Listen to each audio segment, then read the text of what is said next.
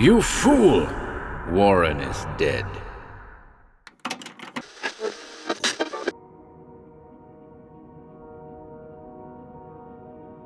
Welcome to HorrorBabble.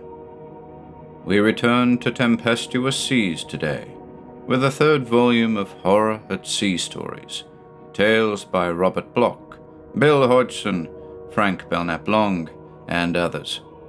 There'll be things that dwell in the dampness of weeds, encounters with extra-dimensional entities, and battles with tentacled monsters of the deep. And now, to the collection.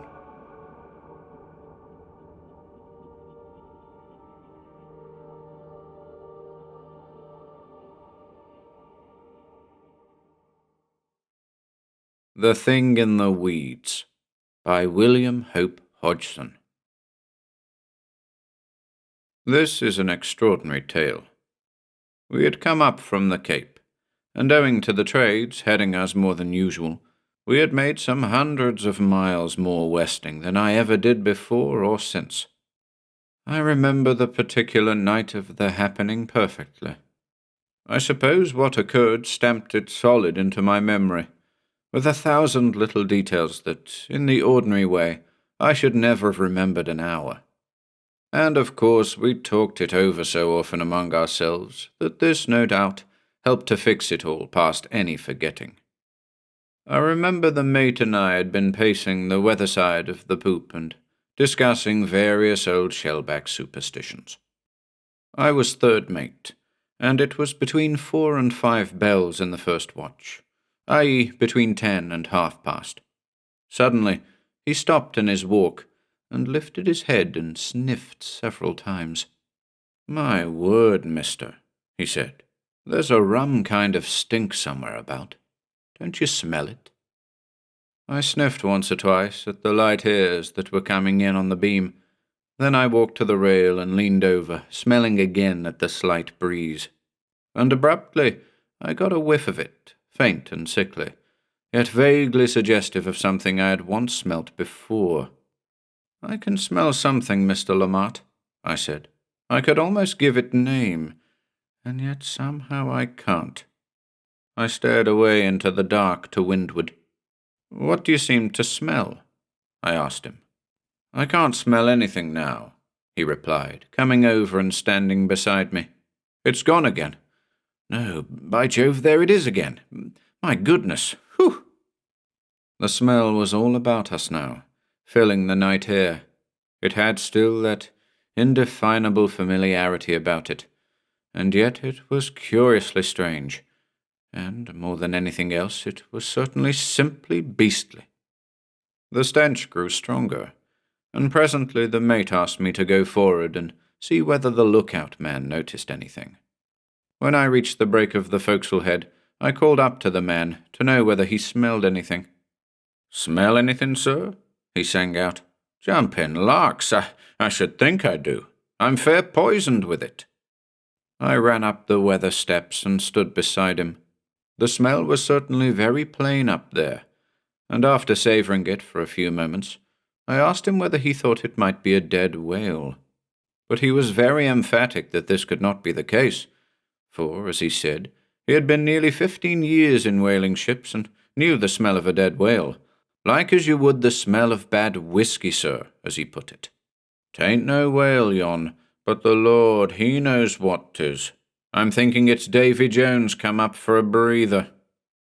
I stayed with him some minutes, staring out into the darkness, but could see nothing, for even had there been something big close to us, I doubt whether I could have seen it, so black a night it was, without a visible star, and with a vague, dull haze breeding an indistinctness all about the ship. I returned to the mate and reported that the lookout complained of the smell, but that neither he nor I had been able to see anything in the darkness to account for it. By this time, the queer, disgusting odour seemed to be in all the air about us, and the mate told me to go below and shut all the ports, so as to keep the beastly smell out of the cabins and the saloon. When I returned, he suggested that we should shut the companion doors, and after that we commenced to pace the poop again, discussing the extraordinary smell and stopping from time to stare through our night glasses out into the night about the ship. "I'll tell you what it smells like, mister," the mate remarked once, "and that's like a mighty old derelict I once went aboard in the North Atlantic. She was a proper old-timer, and she gave us all the creeps. There was just this funny, dank, rummy sort of century-old bilge water and dead men and seaweed. I can't stop thinking we're nigh some lonesome old packet out there, and a good thing we've not much way on us." "Do you notice how almighty quiet everything's gone the last half hour or so?" I said a little later. "It must be the mist thickening down." "It is the mist," said the mate, going to the rail and staring out. "Good Lord, what's that?" he added. Something had knocked his hat from his head, and it fell with a sharp rap at my feet. And suddenly, I got a premonition of something horrid. "Come away from the rail, sir," I said sharply, and gave one jump and caught him by the shoulders and dragged him back. "Come away from the side." "What's up, mister?" he growled at me, and twisted his shoulders free. "What's wrong with you? Was it you knocked off my cap?" He stooped and felt around for it, and as he did so, I heard something unmistakably fiddling away at the rail, which the mate had just left. "My God, sir," I said, "there's something there. Hark!" The mate stiffened up, listening. Then he heard it. It was for all the world as if something was feeling and rubbing the rail there in the darkness, not 2 fathoms away from us. "Who's there?" said the mate quickly. Then, as there was no answer, "What the devil's this hanky-panky? Who's playing the goat there?" He made a swift step through the darkness towards the rail, but I caught him by the elbow. "Don't go, mister," I said, hardly above a whisper. "It's not one of the men. Let me get a light." "Quick, then," he said, and I turned and ran off to the binnacle and snatched out the lighted lamp. As I did so, I heard the mate shout something out of the darkness in a strange voice. There came a sharp, loud, rattling sound, and then a crash, and immediately the mate roaring to me to hasten with the light. His voice changed even whilst he shouted, and gave out something that was nearer a scream than anything else. There came 2 loud, dull blows, and an extraordinary gasping sound. And then, as I raced along the poop, there was a tremendous smashing of glass, and an immediate silence. "Mr. Lamart!" I shouted. "Mr. Lamart!" And then I had reached the place where I had left the mate for 40 seconds before. But he was not there. "Mr. Lamart!" I shouted again, holding the light high over my head and turning quickly to look behind me. As I did so, my foot glided on some slippery substance, and I went headlong to the deck with a tremendous thud, smashing the lamp and putting out the light. I was on my feet again in an instant. I groped a moment for the lamp, and as I did so, I heard the men singing out from the main deck and the noise of their feet as they came running aft. I found the broken lamp and realized it was useless. Then I jumped for the companionway, and in half a minute I was back with the big saloon lamp glaring bright in my hands.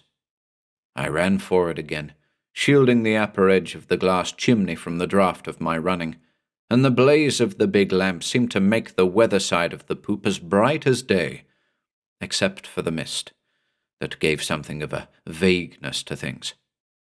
Where I had left the mate there was blood upon the deck, but nowhere any signs of the man himself. I ran to the weather rail and held the lamp to it. There was blood upon it, and the rail itself seemed to have been wrenched by some huge force. I put out my hand and found that I could shake it.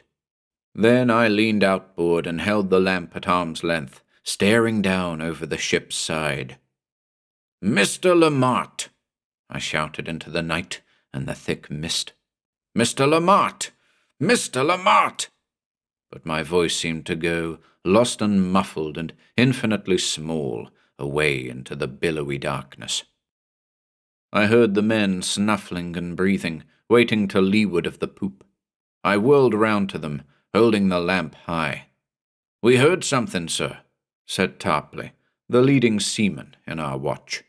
"Is anything wrong, sir?" "The mate's gone," I said blankly. "We heard something, and I went for the binnacle lamp. Then he shouted, and I heard a sound of things smashing, and when I got back he'd gone clean." I turned and held the light out again over the unseen sea, and the men crowded round along the rail and stared, bewildered. "Blood, sir," said Tarpley, pointing. "There's something almighty queer out there." He waved a huge hand into the darkness. "That's what stinks—" He never finished, for suddenly one of the men cried out something in a frightened voice. "Look out, sir! Look out, sir!" I saw, in one brief flash of sight, something come in with an infernal flicker of movement, and then, before I could form any notion of what I had seen, the lamp was dashed to pieces across the poop deck. In that instant my perceptions cleared, and I saw the incredible folly of what we were doing. For there we were, standing up against the blank, unknowable night, and out there in the darkness there surely lurked some thing of monstrousness, and we were at its mercy. I seemed to feel it hovering over us, so that I felt the sickening creep of goose-flesh all over me. "Stand back from the rail," I shouted. "Stand back from the rail!" There was a rush of feet as the men obeyed, in sudden apprehension of their danger, and I gave back with them. Even as I did so, I felt some invisible thing brush my shoulder, and an indescribable smell was in my nostrils from something that moved over me in the dark. "Down into the saloon, everyone!" I shouted. "Down with you all! Don't wait a moment!" There was a rush along the dark weather deck, and then the men went helter-skelter down the companion steps into the saloon, falling and cursing over one another in the darkness. I sang out to the man at the wheel to join them, and then I followed. I came upon the men huddled at the foot of the stairs and filling up the passage, all crowding each other in the darkness. The skipper's voice was filling the saloon, and he was demanding in violent adjectives the cause of so tremendous a noise. From the steward's berth there came also a voice, and the splutter of a match, and then the glow of a lamp in the saloon itself. I pushed my way through the men, and found the captain in the saloon in his sleeping gear, looking both drowsy and angry, though perhaps bewilderment topped every other feeling. He held his cabin lamp in his hand, and shone the light over the huddle of men. I hurried to explain, and told him of the incredible disappearance of the mate, and of my conviction that some extraordinary thing was lurking near the ship out in the mist and the darkness. I mentioned the curious smell, and told how the mate had suggested that we had drifted down near some old-time, sea-rotted derelict. And, even as I put it into awkward words, my imagination began to awaken to horrible discomforts. 1,000 dreadful impossibilities of the sea became suddenly possible. The captain, GALLEY was his name, did not stop to dress, but ran back into his cabin and came out in a few moments with a couple of revolvers and a handful of cartridges. The second mate had come running out of his cabin at the noise, and had listened intensely to what I had to say, and now he jumped back into his berth and brought out his own lamp and a large Smith & Wesson, which was evidently ready loaded. Captain GALLEY pushed one of his revolvers into my hands with some of the cartridges, and we began hastily to load the weapons. Then the captain caught up his lamp and made for the stairway, ordering the men into the saloon out of his way. "Shall you want them, sir?" I asked. "No," he said. "It's no use their running any unnecessary risks." He threw a word over his shoulder. "Stay quiet here, men, If I want you, I'll give you a shout. Then come spry." "Aye, aye, sir," said the watch in a chorus, and then I was following the captain up the stairs, with the second mate close behind. We came up through the companionway onto the silence of the deserted poop. The mist had thickened up, even during the brief time that I had been below, and there was not a breath of wind. The mist was so dense that it seemed to press in upon us, and the two lamps made a kind of luminous halo in the mist, which seemed to absorb their light in a most peculiar way. "Where was he?" the captain asked me, almost in a whisper. "On the port side, sir," I said, "a little foreside the chart-house, and about a dozen feet in from the rail. I'll show you the exact place." We went forward along what had been the weather side, going quietly and watchfully, though indeed it was little enough that we could see, because of the mist. Once, as I led the way, I thought I heard a vague sound somewhere in the mist, but was all unsure because of the slow creak of the spars and gear as the vessel rolled slightly upon an odd, oily swell. Apart from this slight sound, and the far-up rustle of the canvas slatting gently against the masts, there was no sound at all throughout the ship. I assure you, the silence seemed to me to be almost menacing in the tense, nervous state in which I was. "Hereabouts is where I left him," I whispered to the captain a few seconds later. "Hold your lamp low, sir. There's blood on the deck." Captain Geldy did so, and made a slight sound with his mouth at what he saw. Then, heedless of my hurried warning, he walked across to the rail, holding his lamp high up. I followed him, for I could not let him go alone, and the second mate came too, with his lamp. They leaned over the port rail and held their lamps out into the mist and the unknown darkness beyond the ship's side. I remember how the lamps made just two yellow glares in the mist, ineffectual, yet serving somehow to make extraordinarily plain the vastitude of the night and the possibilities of the dark. Perhaps that is a queer way to put it, but it gives you the effect of that moment upon my feelings. And all the time, you know, there was upon me the brutal, frightening expectancy of something reaching in at us from out of that everlasting darkness and mist that held all the sea and the night, so that we were just three mist-shrouded hidden figures, peering nervously. The mist was now so thick that we could not even see the surface of the water overside, and fore and aft of us the rail vanished away into the fog and the dark. And then, as we stood here staring, I heard something moving down on the main deck. I caught Captain Geldy by the elbow. "Come away from the rail, sir," I said, hardly above a whisper, and he, with a swift premonition of danger, stepped back and allowed me to urge him well inboard. The second mate followed, and the three of us stood there in the mist, staring round about us and holding our revolvers handily, and the dull waves of the mist beating in slowly upon the lamps in vague wreathings and swirls of fog. "What was it you heard, mister?" asked the captain after a few moments. "Sht," I muttered. "There it is again. There's something moving down on the main deck." Captain Geldy heard it himself now, and the three of us stood listening intensely. Yet it was hard to know what to make of the sounds. And then suddenly there was the rattle of a deck ring-bolt, and then again as if something or someone were fumbling and playing with it. "Down there on the main deck," shouted the captain abruptly, his voice seeming hoarse close to my ear, yet immediately smothered by the fog. "Down there on the main deck. Who's there?" But there came never an answering sound, and the three of us stood there, looking quickly this way and that, and listening. Abruptly, the second mate muttered something. "The lookout, sir. The lookout." Captain Geldy took the hint on the instant. "On the lookout there," he shouted. And then, far away and muffled sounding, there came the answering cry of the lookout man from the forecastle head. "Sir?" A little voice, long drawn out through unknowable alleys of fog.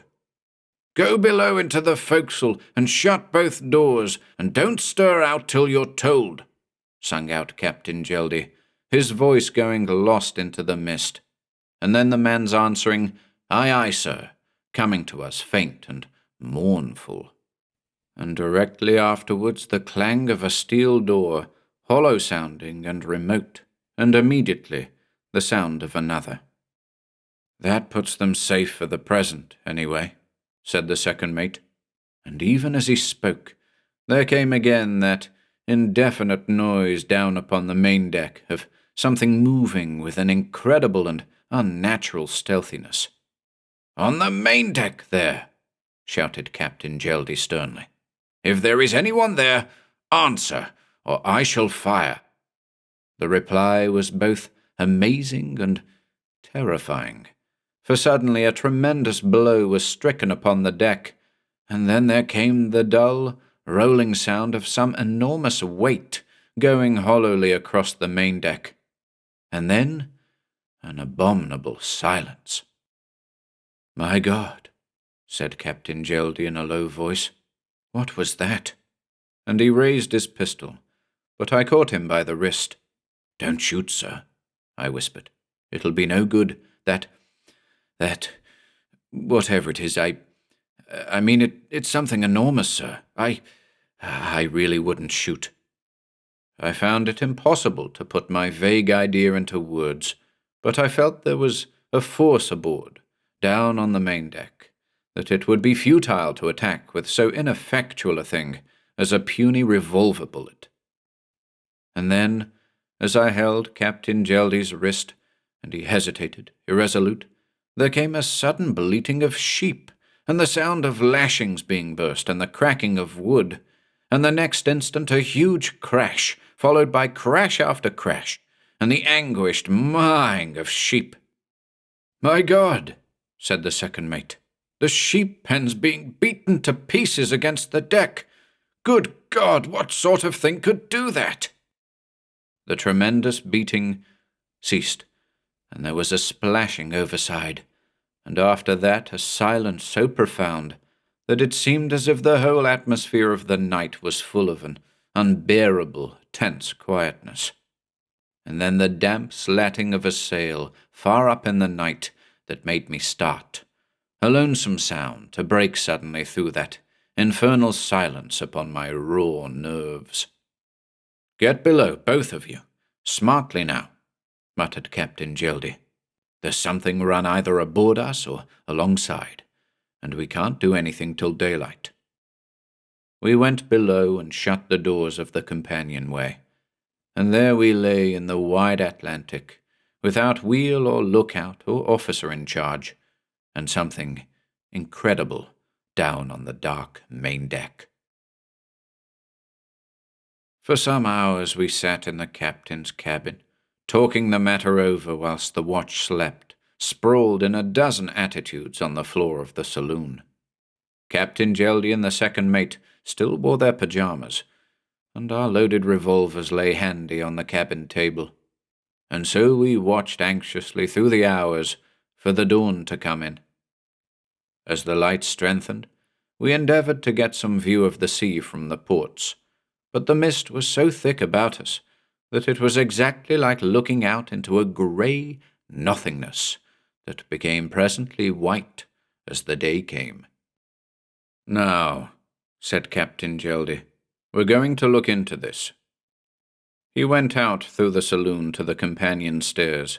At the top, he opened the two doors, and the mist rolled in on us, white and impenetrable. For a little while we stood there, the three of us, absolutely silent and listening, with our revolvers handy, but never a sound came to us except the odd, vague slatting of a sail or the slight creaking of the gear as the ship lifted on some slow, invisible swell. Presently, the captain stepped cautiously out onto the deck. He was in his cabin slippers, and therefore made no sound.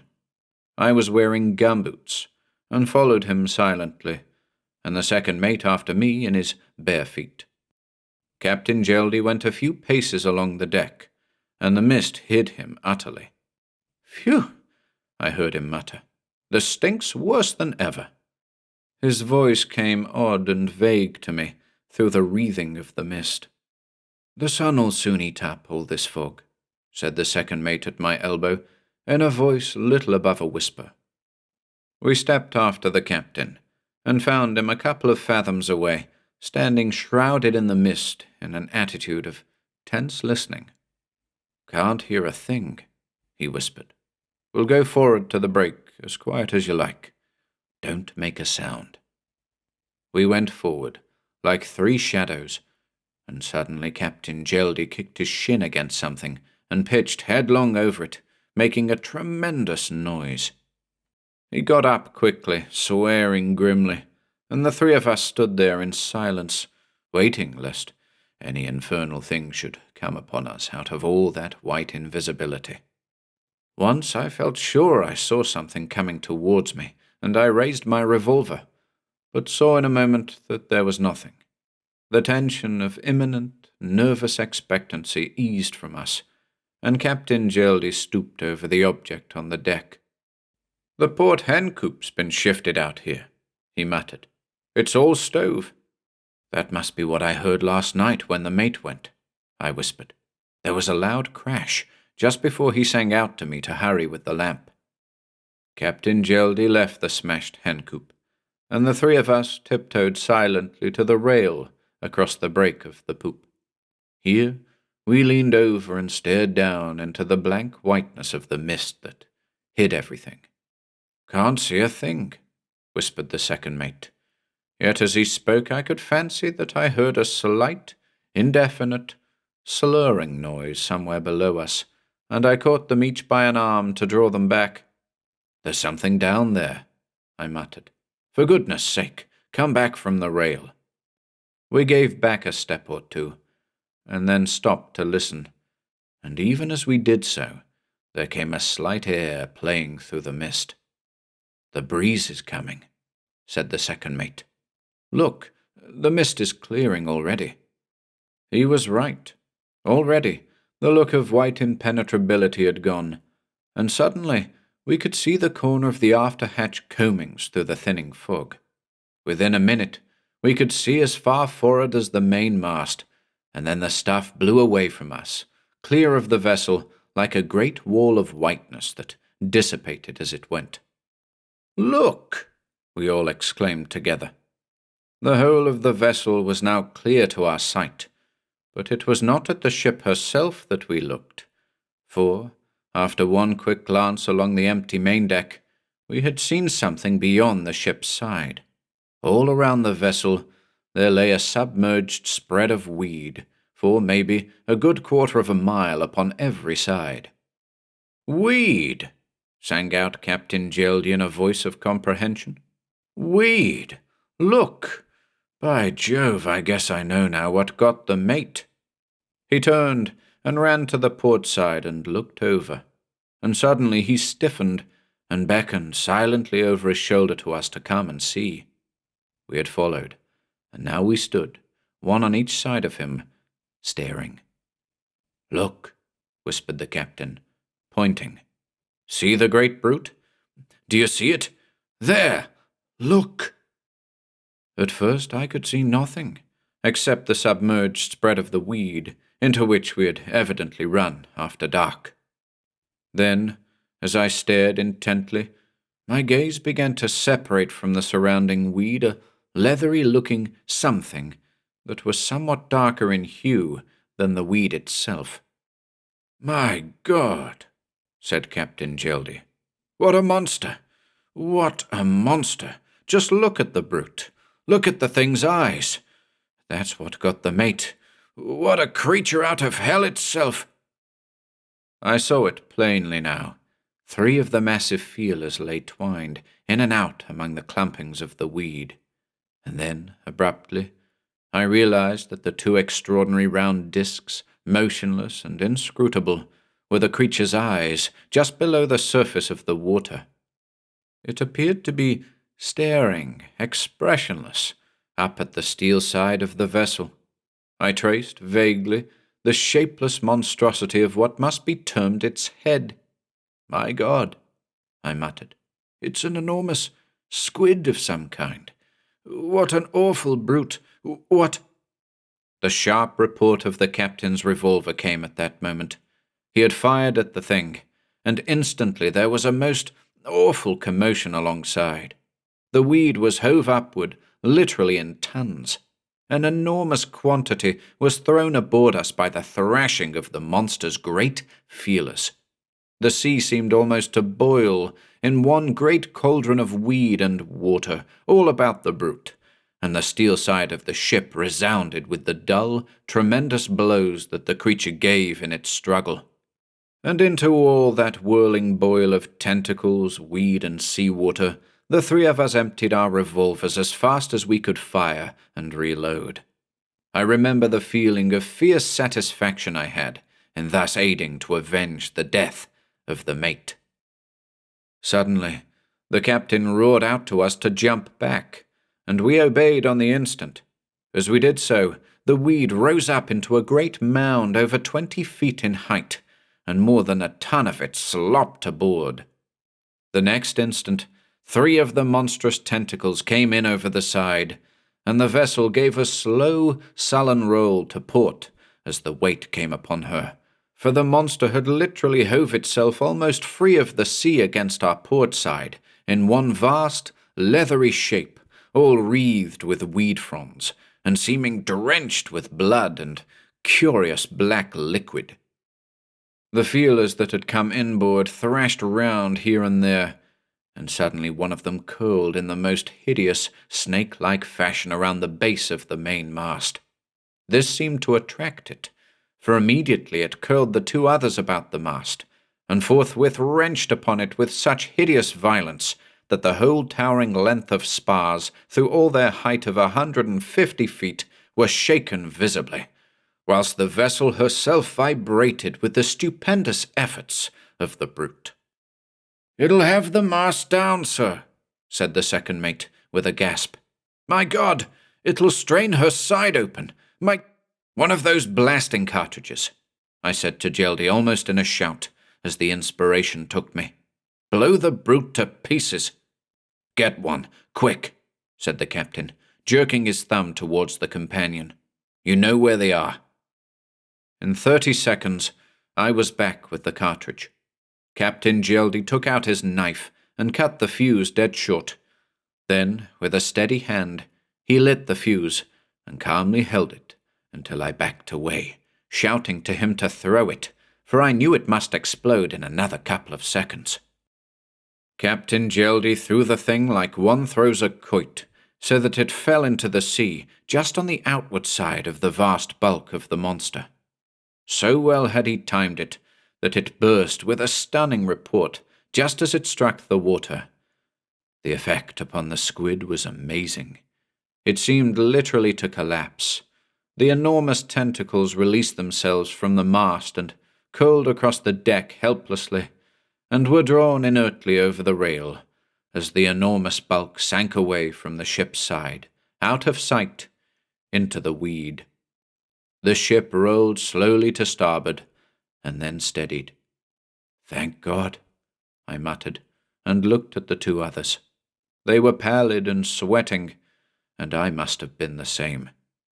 "Here's the breeze again," said the second mate a minute later. "We're moving." He turned, without another word, and raced aft to the wheel, whilst the vessel slid over and through the weed field. "Look where that brute broke up the sheep pen," cried Geldy, pointing. "And here's the skylight of the sail locker smashed to bits." He walked across to it and glanced down, and suddenly he let out a tremendous shout of astonishment. "Here's the mate down here," he shouted. "He's not overboard at all. He's here." He dropped himself down through the skylight onto the sails, and I after him. And, surely, there was the mate, lying all huddled and insensible on a hummock of spare sails. In his right hand he held a drawn sheath knife, which he was in the habit of carrying A-B fashion, whilst his left hand was all caked with dried blood, where he had been badly cut.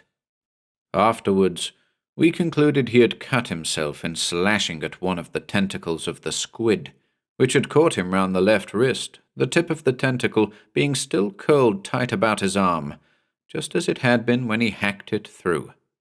For the rest, he was not seriously damaged, the creature having obviously flung him violently away through the framework of the skylight, so that he had fallen in a studded condition onto the pile of sails.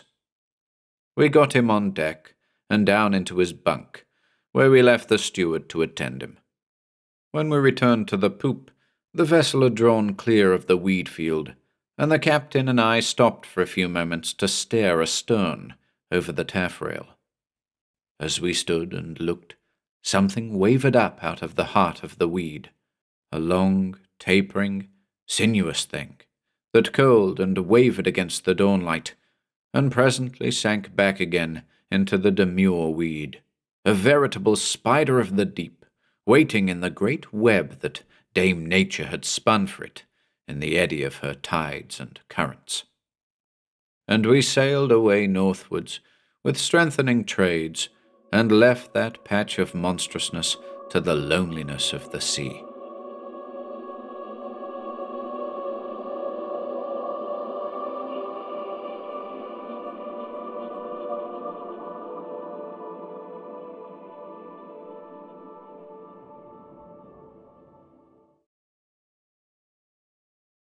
Lost by Alice Mary Schnirring. One or two stars, tiny and remote, appeared silently in the high, pale green sky that arched infinitely over the level marshes, stretching as far as the eye could see, until marsh and sky met and fused with a silver thread that was the Atlantic on the horizon. A belated gull wheeled in the still twilight, and once cried harshly. The stiff grasses whispered tentatively, and then were silent, as the first movement of the sunset breeze gently reminded them that darkness, the enveloping darkness of the blacked-out Atlantic coast, was imminent. The artist had put down her brushes a good half-hour since. Now, with a sigh, she stirred, shook herself impatiently and briskly, and with an almost cheerful alacrity made an untidy bundle of her easel, brushes, and camp-stool. Carefully carrying her still damp canvas, and clutching the impossible bundle, she began to pick her way homeward across the marsh. Suddenly, with an exclamation, she stopped short. Then, dropping the bundle and canvas with equal disregard, she bent over a little huddled figure on the damp ground. It was a little girl, soaking wet and shivering. Her little bare feet were blue with cold. Over a torn cotton nightgown, small blue hands clutched a blanket, sodden with sea-water, to the scrawny little breast. With a wordless cry of pity, the artist dropped to her knees beside the child, who, in complete silence, regarded her with enormous blue eyes set in a white, pinched face. "You poor little lamb," crooned the girl, half-sobbing, as with an infinitely quick and graceful swoop, she gathered the pathetic little wet huddle into her arms and rocked it there. "How did you get here, darling? What are your people thinking of? Or—" A tiny thread of voice came from the blue lips. "Is it all right to talk now?" it said. "They won't hear us?" "Nobody will hear you but Marion, darling," she murmured, kissing the cold little face. "Marion will take care of you. There's nothing to be frightened about now." "I'm cold," said the little voice, not complainingly, but as one who states a rather uninteresting fact. "We're going to get you all nice and warm right away," said Marion firmly, and, cradling the child in her arms, set off without delay across the darkening marshes to her cottage. Forgotten, her painter's toys lay unregarded in the grass behind her.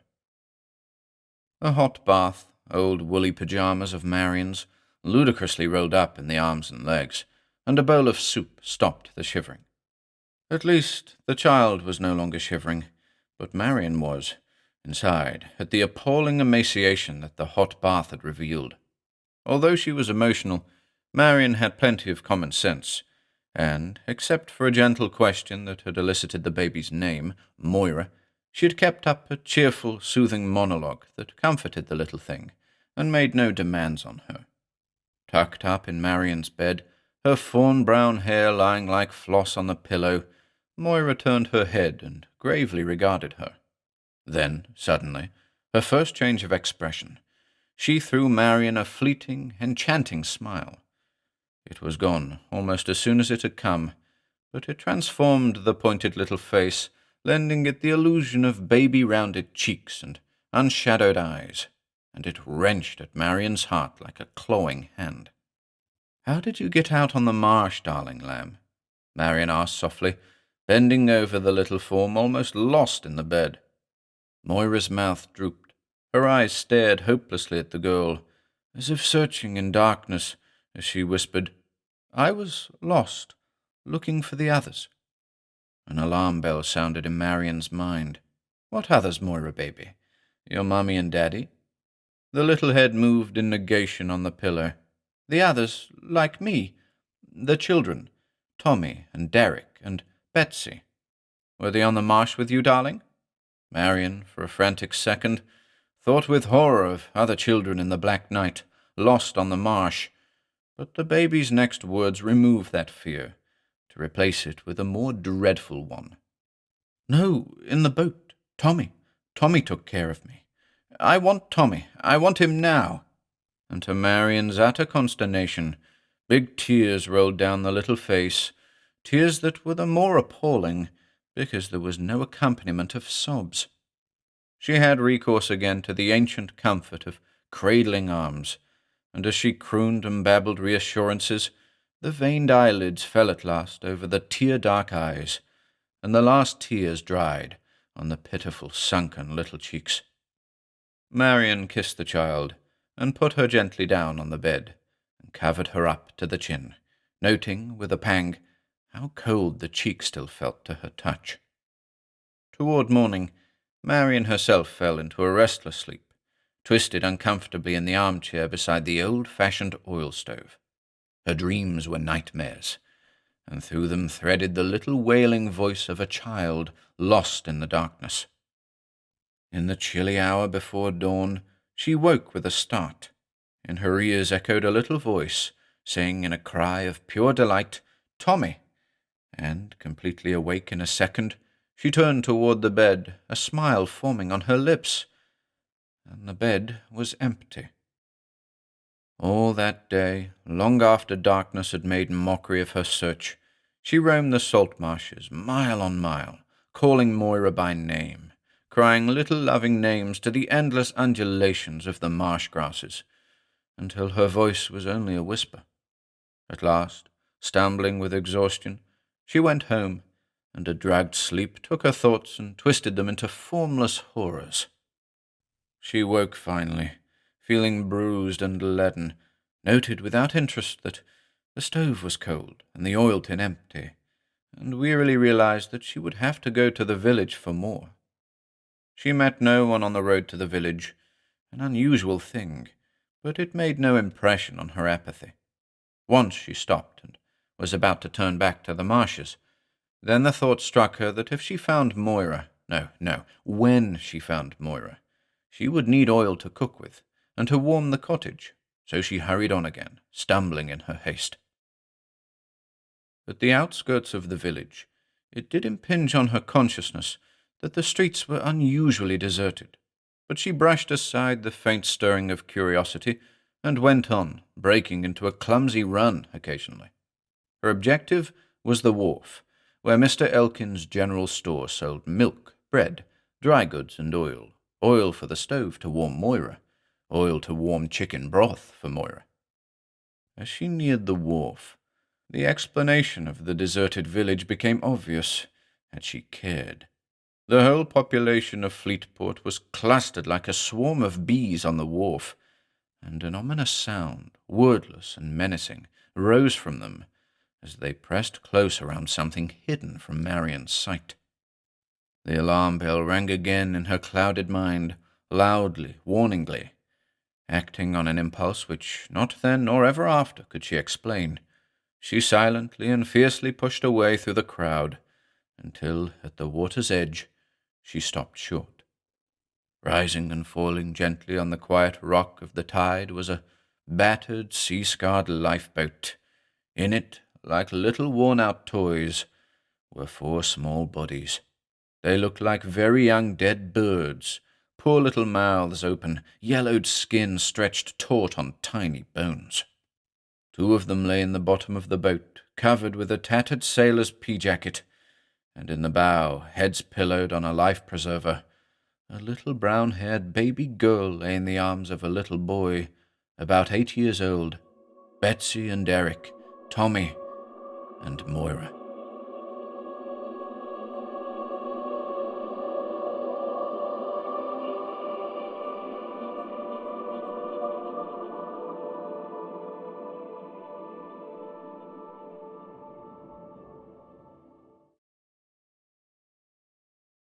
The Brain Eaters by Frank Belknap Long.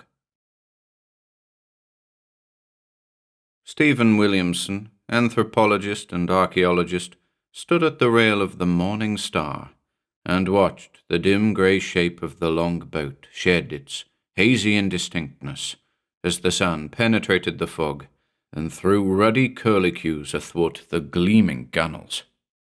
From where Williamson was standing, the occupants of the boat were distinctly visible. They sat immobile, in grotesque attitudes, and when Williamson hailed them, they made no response. Williamson craned forward over the rail, studying them intently out of bloodshot eyes. Then, suddenly, his body went tense, and a cold horror descended upon him. He turned abruptly, cupping his hands, and shouted out a frantic warning to the first mate, who was standing rather nonchalantly amidships with his hands thrust deep into his trouser pockets. "Keep away from her! Ease her off, for God's sake!" "What's that?"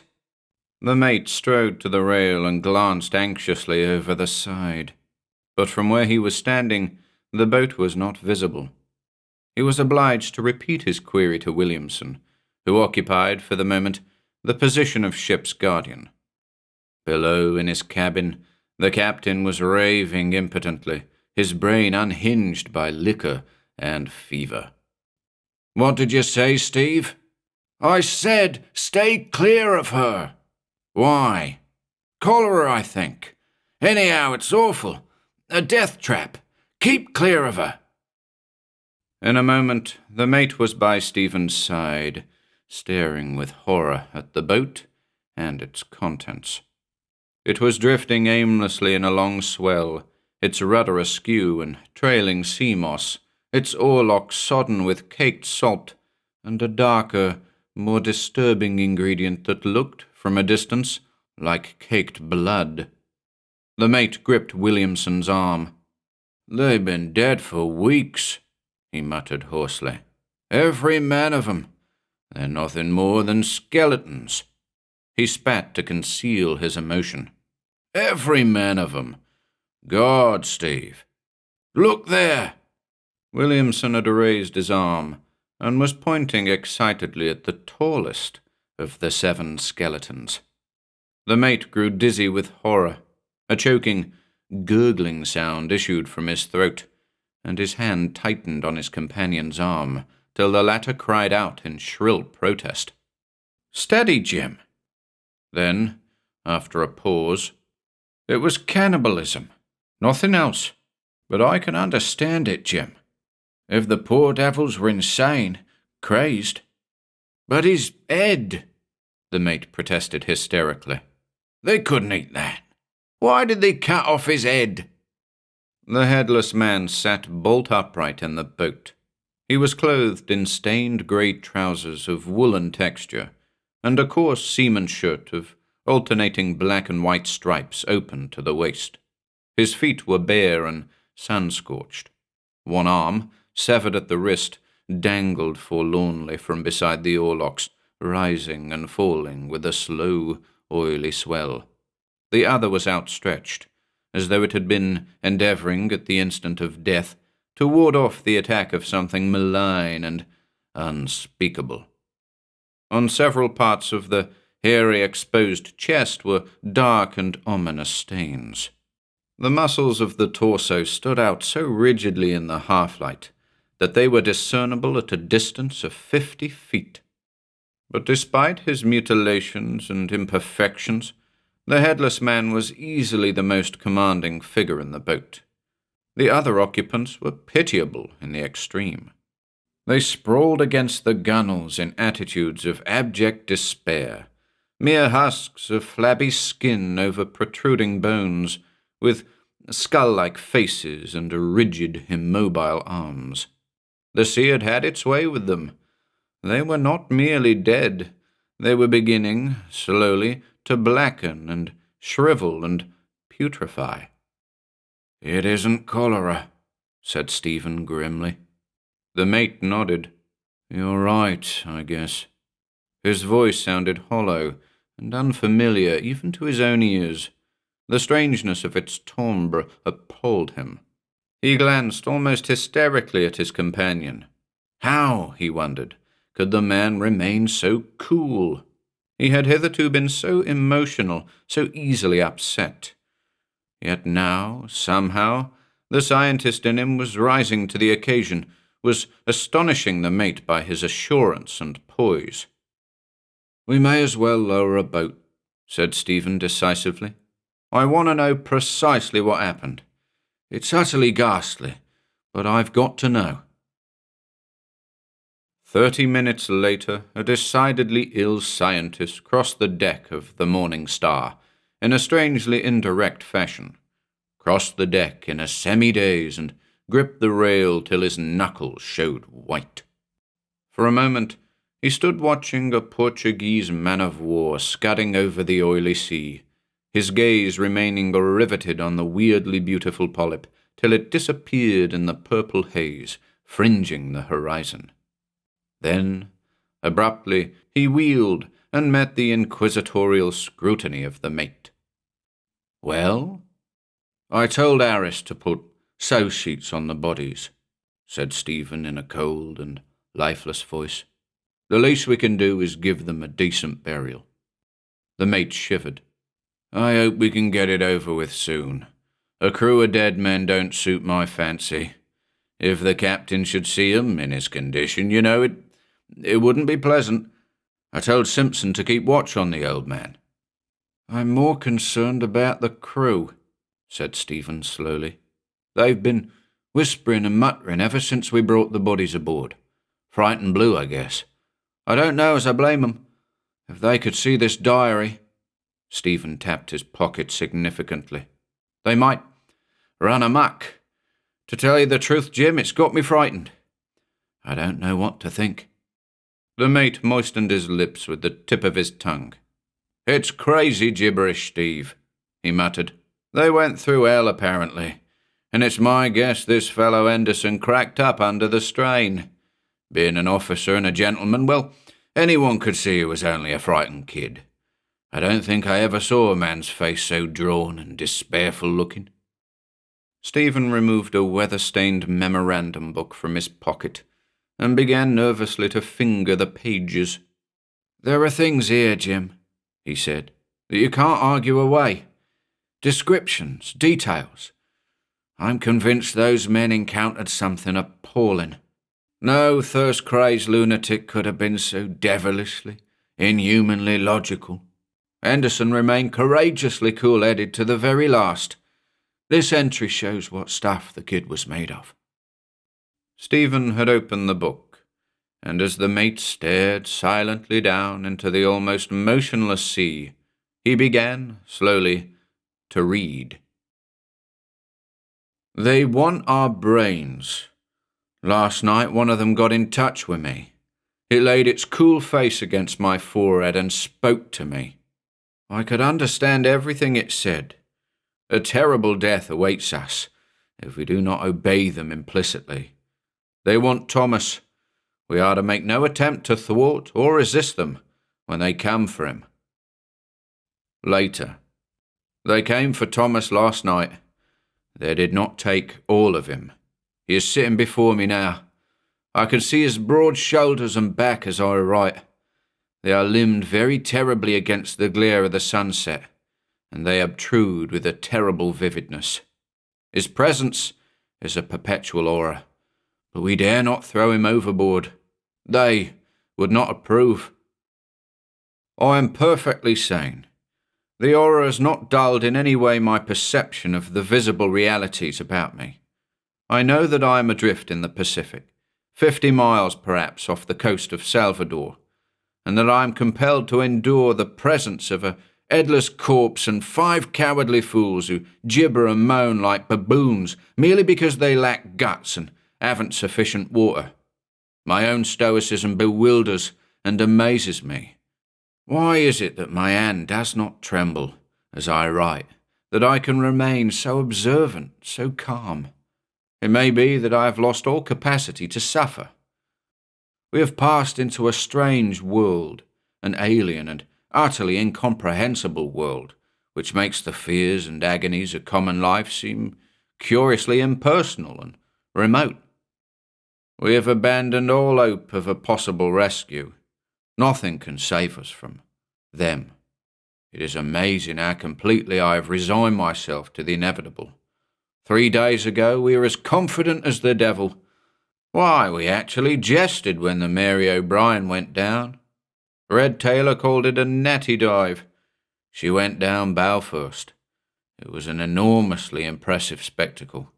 The water about her was a white maelstrom for fully 5 minutes. It's only a few miles to the coast, I told them, and we've enough water to last a fortnight. We'll row in relays. They are squat and slimy, with long gelatinous arms and hideous bat-like faces. But I've reason to suspect they can change their form at will. For hours our ears were assailed by a horrible, maddening droning, and then we saw 'em. We saw 'em glistening in the moonlight. All about us the sea was carpeted with their luminous, malignant faces. There was nothing we could do. We were helpless, stunned. They are not animals. They are endued with a cold, unearthly intelligence. We have drifted into strange waters. Our compass revolves so maddeningly that it is useless as a guide. I have a theory, incredible, fantastic, which would account for all that has occurred, but I dare not confide it to the others. They would not understand. They are convinced even now that the things are fantastic fishes. They do not know that I have communicated with them. They did not see me last night, when I left the boat and went with them into the abyss. They were deceived by the presence of my physical body, which remained with them in the boat. They did not suspect that I had descended into the dark, cold abyss. They were strangely reticent. They merely confided to me that they wanted Thomas's brain. They feed, it seems, on human brains, and of all our brains, Thomas's is the most finely organized. It is compact, imaginative, sensitive. He is a semi-illiterate ABS, but his brain is first-rate. What interests them primarily is not so much the culture or cultivation which a brain has acquired, but simply its naked intelligence. They experience strange, vivid new emotions and sensations when they feed on unspoiled human brains, but they do not really eat our brains. Rather, they suck, absorb them. They wrap themselves tightly about human heads and suck out the contents of the cranium through the eyes and nostrils. They do not always carry away the heads which they desire to use in this fashion. Occasionally, they merely extract the brain while the victim is asleep.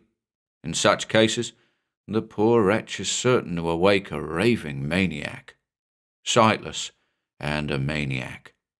The other way is more merciful. I am glad that they severed Thomas's head and took it away.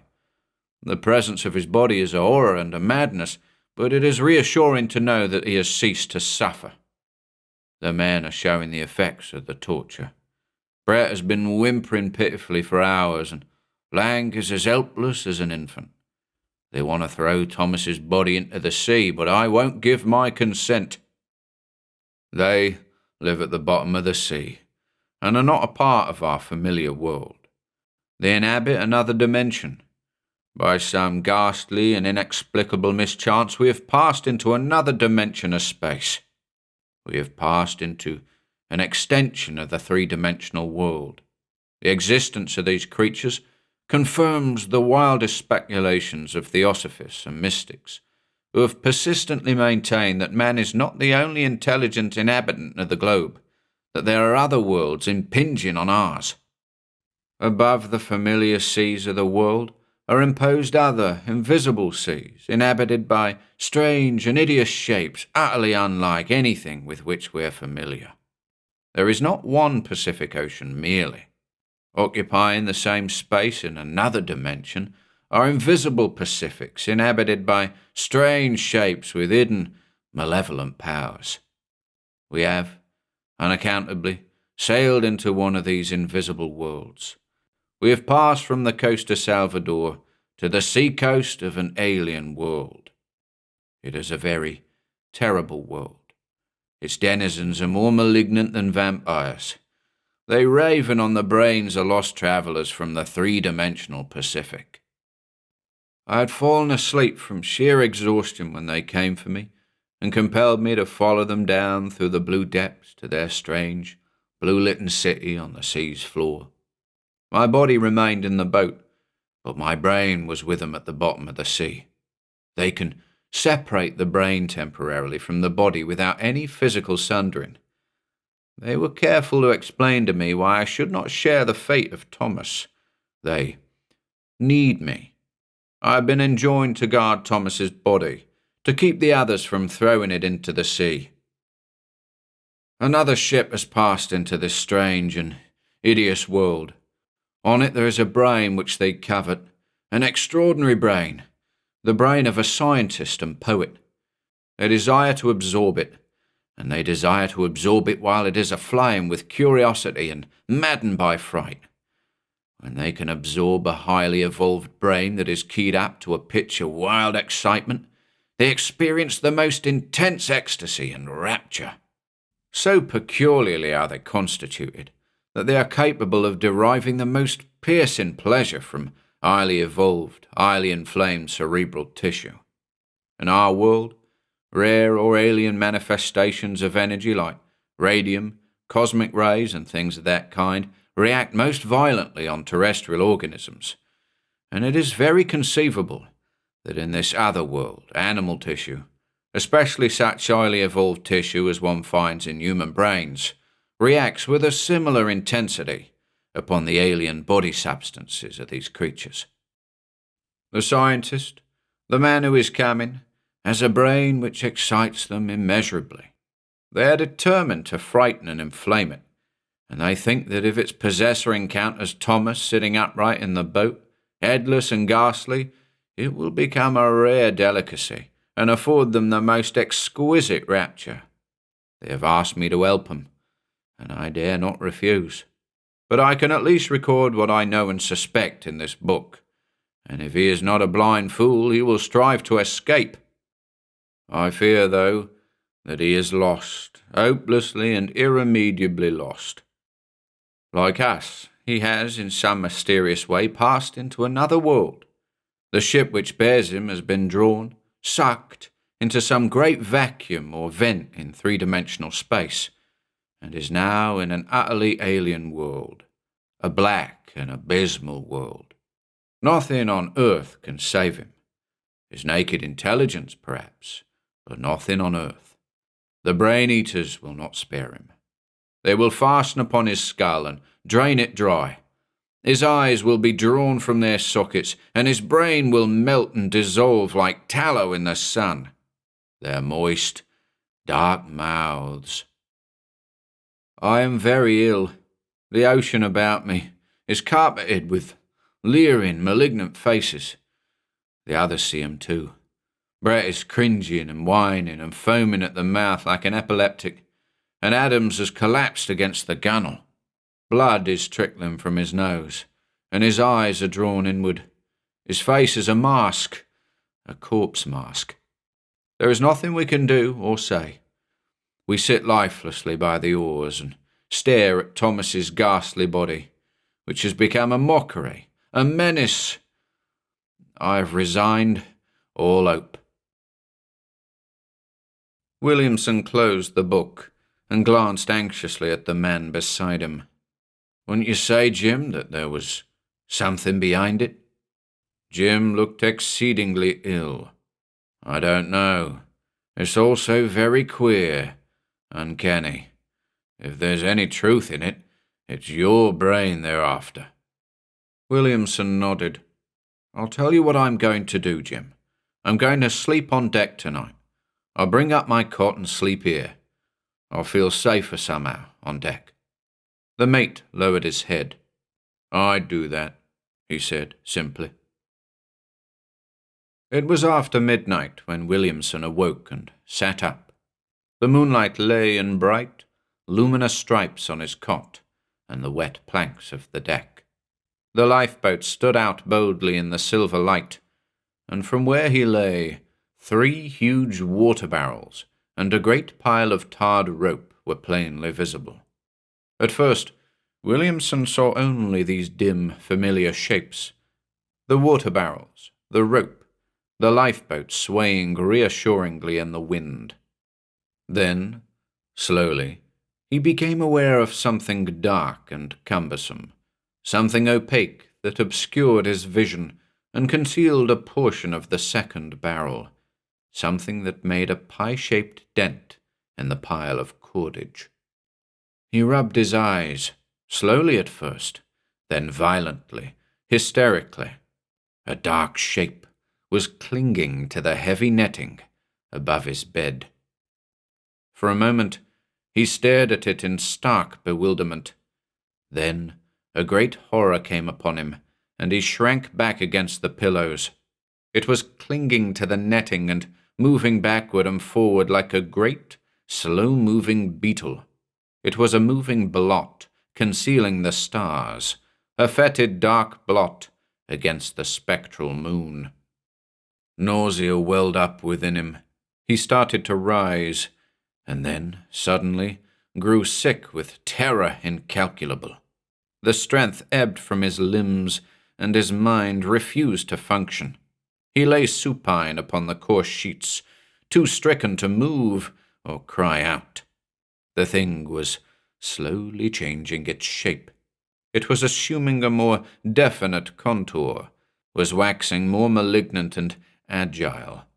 Stephen's eyes followed it helplessly as it moved up and down the netting. It was acquiring sight. It was acquiring the loathsome capacity to return his stare.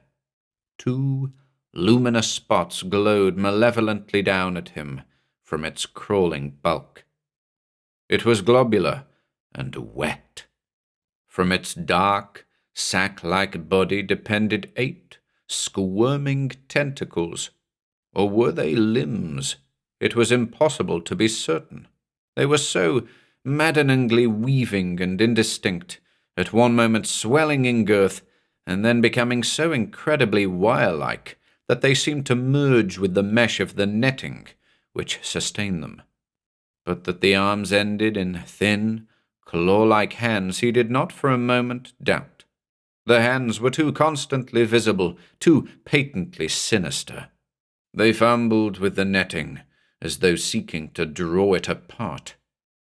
He managed, somehow, to rise upon his elbows, to extend, invitingly, his exposed throat. It was not death he feared. It was the torture, the suspense. He could no longer bear to look into the horror's eyes. He had endured with agonized fortitude the sight of its drooling, bat-like mouth, and the odor of putrefaction, the sea-stench which surged from it, and even the fetid, fleshless hands with their long, luminous fingers had not incited him to complete surrender. But its eyes held a threat which could not be evaded or endured. He did not want them to come any closer. If the hands broke through, and the eyes came closer, It was better to surrender unreservedly to the hands. So he raised himself on his elbow and bared his throat.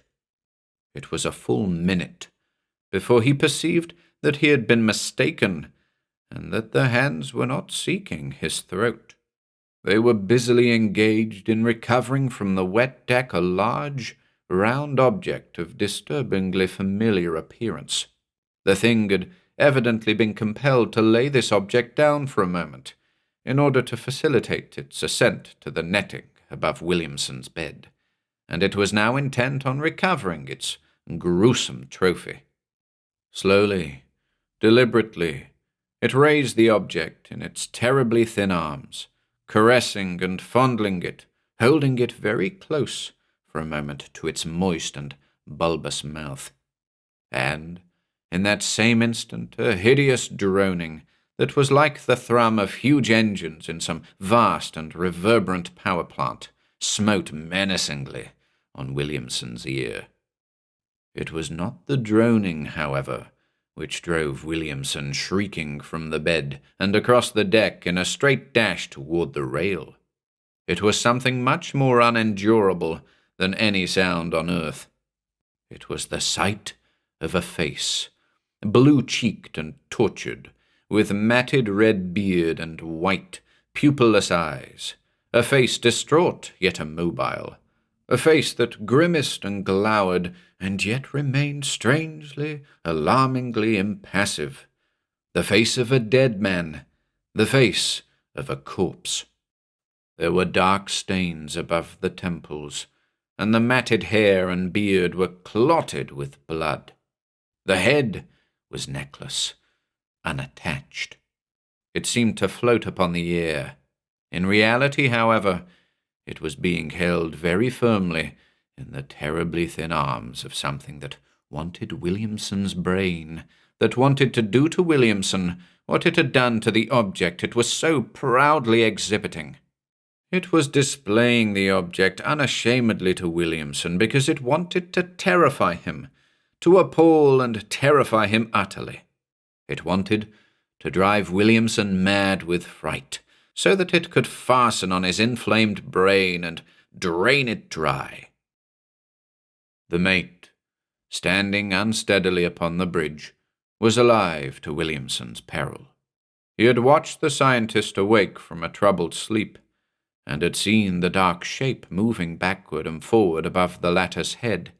He had also observed, with an actual physical retching, the round, dark object on the deck, before the horror had reclaimed it. He was an imaginative man, and his brain at that moment was as agitated as the one which the horror coveted. But a mighty wave of fury against the thing that had come up from the sea blotted the fright from his mind. The barrel of the rifle in his hand glowed like a long blue taper in the moonlight. Slowly, with an almost hysterical deliberation, he raised the weapon to his shoulder and took aim. The horror screeched twice shrilly as the bullet ploughed through its dark body. It fell from the netting, twisted itself into a ball, and rolled diagonally toward the scuppers.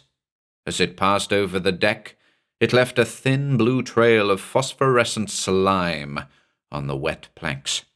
Williamson turned from the rail, against which he had been clinging, and raised a stricken face toward the bridge. "It's no use," he shrieked. "Too many of 'em, all about the ship. I'm going."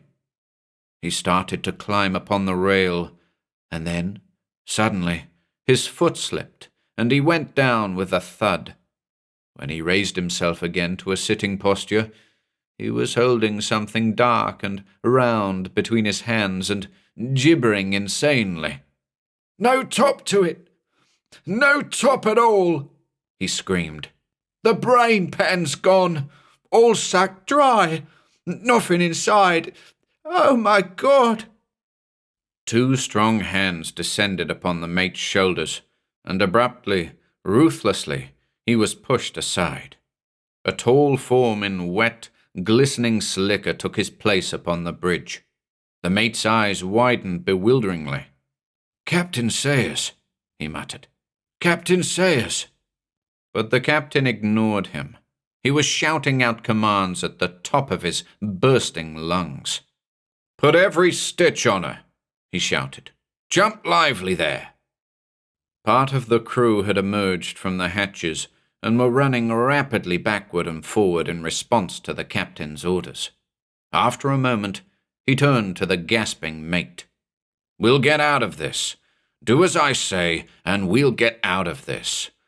I know what's happened. We're in the wrong dimension. I was in it once before, years ago. Nothing to fear, if you'll do as I say. I know how to steer her. 5 tacks to the right, a twist to the left, and we'll be out of it. I know. I've been in touch with them for years. I'm psychic. Mad, groaned the mate.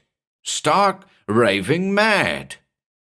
The captain had left the mate's side and was running frantically toward the wheel. Keep them at it, he shouted over his shoulder. Tell them to square away. Can't put too much sail on her. Can't put too much. Do you hear? The mate nodded. Worth trying, he muttered to himself. Follow him implicitly. Nothing to lose. He's in touch with 'em, maybe. Crazy people are psychic. They know things we don't. He raised his voice. For God's sake, men, be quick. Do as the captain says. It's our only chance. There ensued a race with distraction. The great ship hove to and trembled ominously, every sail on her taut with the breeze, while from the ocean there arose a screeching and a droning such as no sane man could endure with fortitude. The mate felt his reason tottering, even as the reason of the captain had departed, even as the mind of poor Williamson had succumbed. Poor Williamson, who squatted hopelessly on the deck, his right hand supporting a horror of horrors, and his face a distorted mask in the spectral light. But eventually they won through. The ship, under the captain's guidance, veered strangely on the dark waters. It veered about and rose on a mountainous swell, and even as the captain shouted orders into the attentive ear of the frightened helmsman, the droning and screeching diminished in volume. One by one, the hideous luminous faces faded from the luminous seas. The wind went down, and the ship floated serenely on a 3-dimensional ocean. 4 hours later, the sun came up over the coastal hills and flooded the ocean with a saffron light. Williamson, serene and at peace, stood silently by the rail and gazed with gratitude at the prone form of Captain Sayers. The captain lay asleep on the bed which the scientist had vacated on the previous night, under circumstances which the mate could not bear to recall. But Williamson was the courageous one now. He dared to recall them. He gripped the mate's arm and smiled wanly. I'm glad you decided to obey the captain, he said. Nothing else could have saved us. It was an heroic decision. The captain knew, I'm convinced. Men whom the world calls insane, sick people, lunatics, are often en rapport with the invisible, the hidden. The 4th dimension is an open book to them. They see things which are hidden from us, and the captain knew. The mate nodded. I'm glad that they didn't take your brain, old fellow. It's too valuable an instrument. Aside, he added with an ironic smile, aside from friendship, I'm glad. You can go on with your work now. You can get all that dope on the Myers you missed last trip. I'll not write about the Myers, said Stephen decisively. I've much more important information to convey. My next book will deal with them. The mate scowled.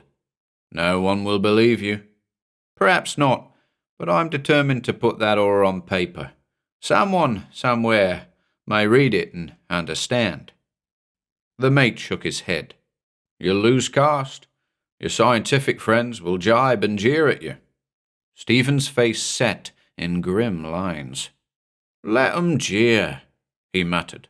The knowledge that I'm in the right will sustain me. He drew himself up. God, but it was a great experience. It nearly did for me, but I know now that the world isn't the pretty little affair we've always thought it. Out beyond are wetters of cosmic appetites. I've a cosmic appetite, Jim. I like to venture and explore. Perhaps some day they'll get my brain. But in the meantime, the mate smiled sympathetically. I can guess how it is, he said. There ain't any sailor this side of the Horn wouldn't understand. You're always anchoring for what lies just around the corner. Or on the dark side of the moon, amended Stephen with a wistful smile.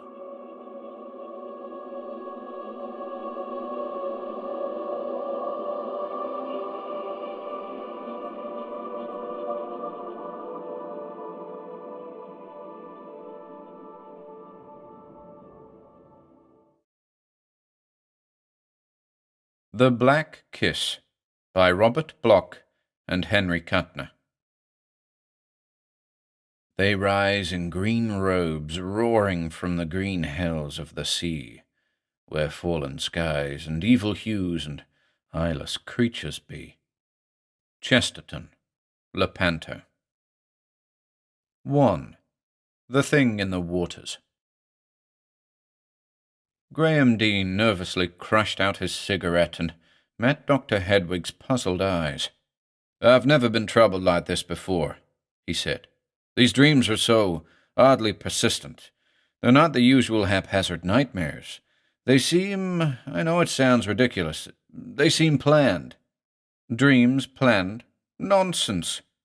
Dr. Hedwig looked scornful. "You, Mr. Dean, are an artist, and naturally of impressionable temperament. This house at San Pedro is new to you, and you say you've heard wild tales. The dreams are due to imagination and overwork." Dean glanced out of the window, a frown on his unnaturally pale face. "I hope you're right," he said softly. "But dreams shouldn't make me look like this, should they?"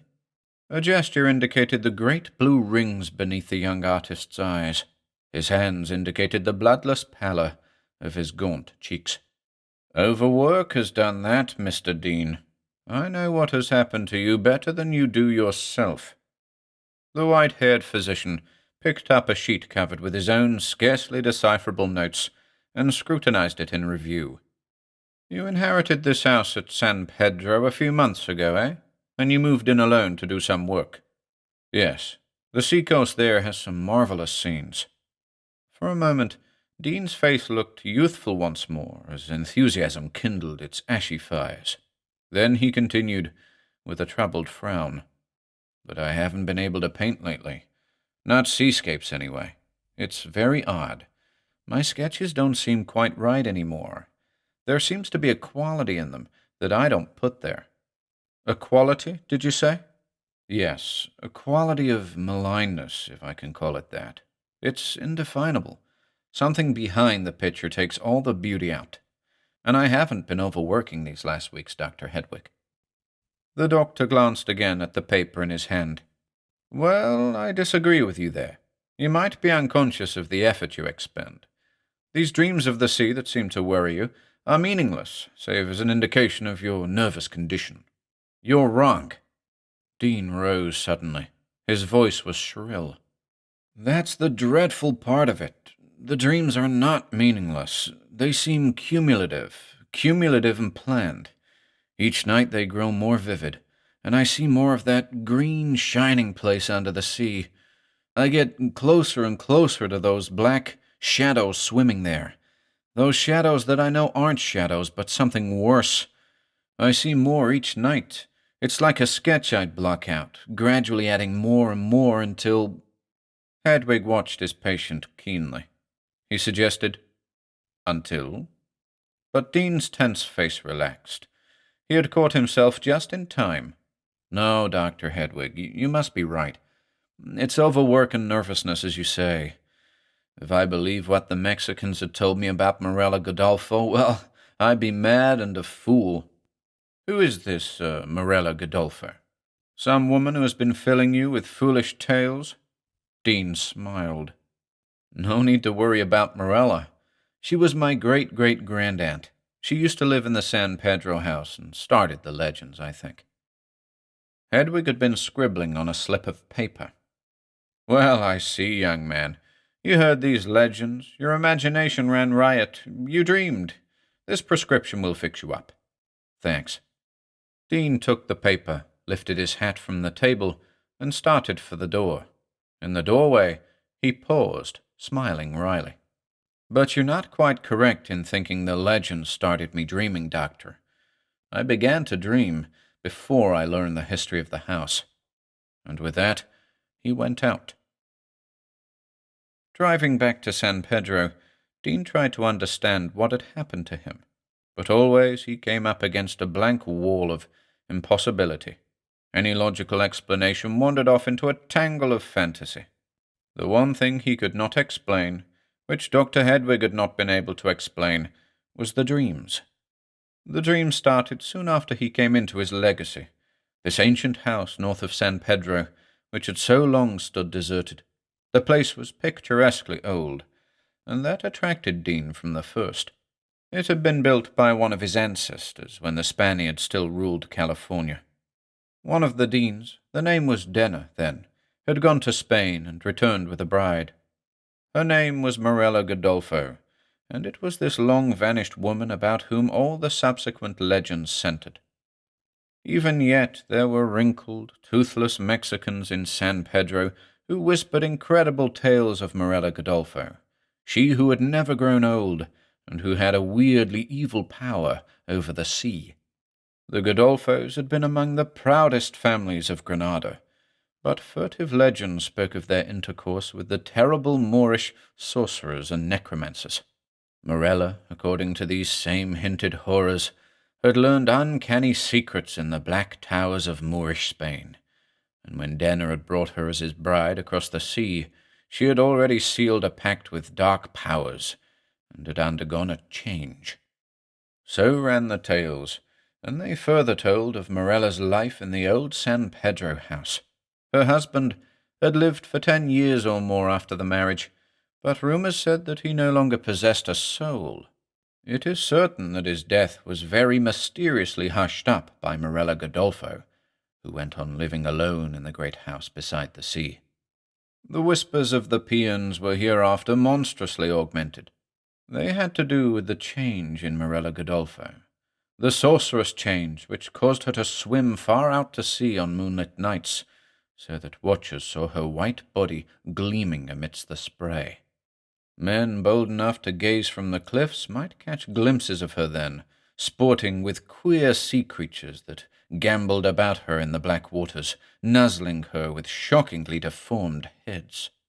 These creatures were not seals or any known form of submarine life, it was averred, although sometimes bursts of chuckling, gobbling laughter could be heard. It is said that Morella Godolpho had swam out there one night, and that she never came back. But thereafter the laughter was louder from afar, and the sporting amidst the black rocks continued, so that the tales of the early peons had been nourished down to the present day. Such were the legends known to Dean. The facts were sparse and inconclusive. The old house had fallen into decrepitude, and was only occasionally rented through the years. These rentals had been as short as they were infrequent. There was nothing definitely wrong with the house between White's Point and Point Fermin, but those who had lived there said that the crashing of the surf sounded subtly different when heard through windows that overlooked the sea, and, too, they dreamed unpleasantly. Sometimes the occasional tenants had mentioned with peculiar horror the moonlit nights when the sea became altogether too clearly visible. At any rate, occupants often vacated the house hastily. Dean had moved in immediately after inheriting, because he had thought the place ideal for painting the scenes he loved. He had learned the legend and the facts behind it later, and by this time his dreams had started. At first they had been conventional enough, though, oddly, all centered about the sea which he so loved. But it was not the sea he loved that he knew in sleep. The Gorgons lived in his dreams. Scylla writhed hideously across dark and surging waters where harpies flew, screaming. Weird creatures crawled sluggishly up from the black, inky depths where eyeless, bloated sea beasts dwelt. Gigantic and terrible leviathans leapt and plunged, while monstrous serpents squirmed a strange obeisance to a mocking moon. Foul and hidden horrors of the sea's depths engulfed him in sleep. This was bad enough, but it was only a prelude. The dreams began to change. It was almost as though the first few formed a definite setting for the greater terrors to come. From the mythic images of old sea gods, another vision emerged. It was inchoate at first, taking definite form and meaning very slowly over a period of several weeks, and it was this dream which Dean now feared. It had occurred generally just before he awoke, a vision of green, translucent light in which dark shadows swam slowly. Night after night, the limpid emerald glow grew brighter, and the shadows twisted into a more visible horror.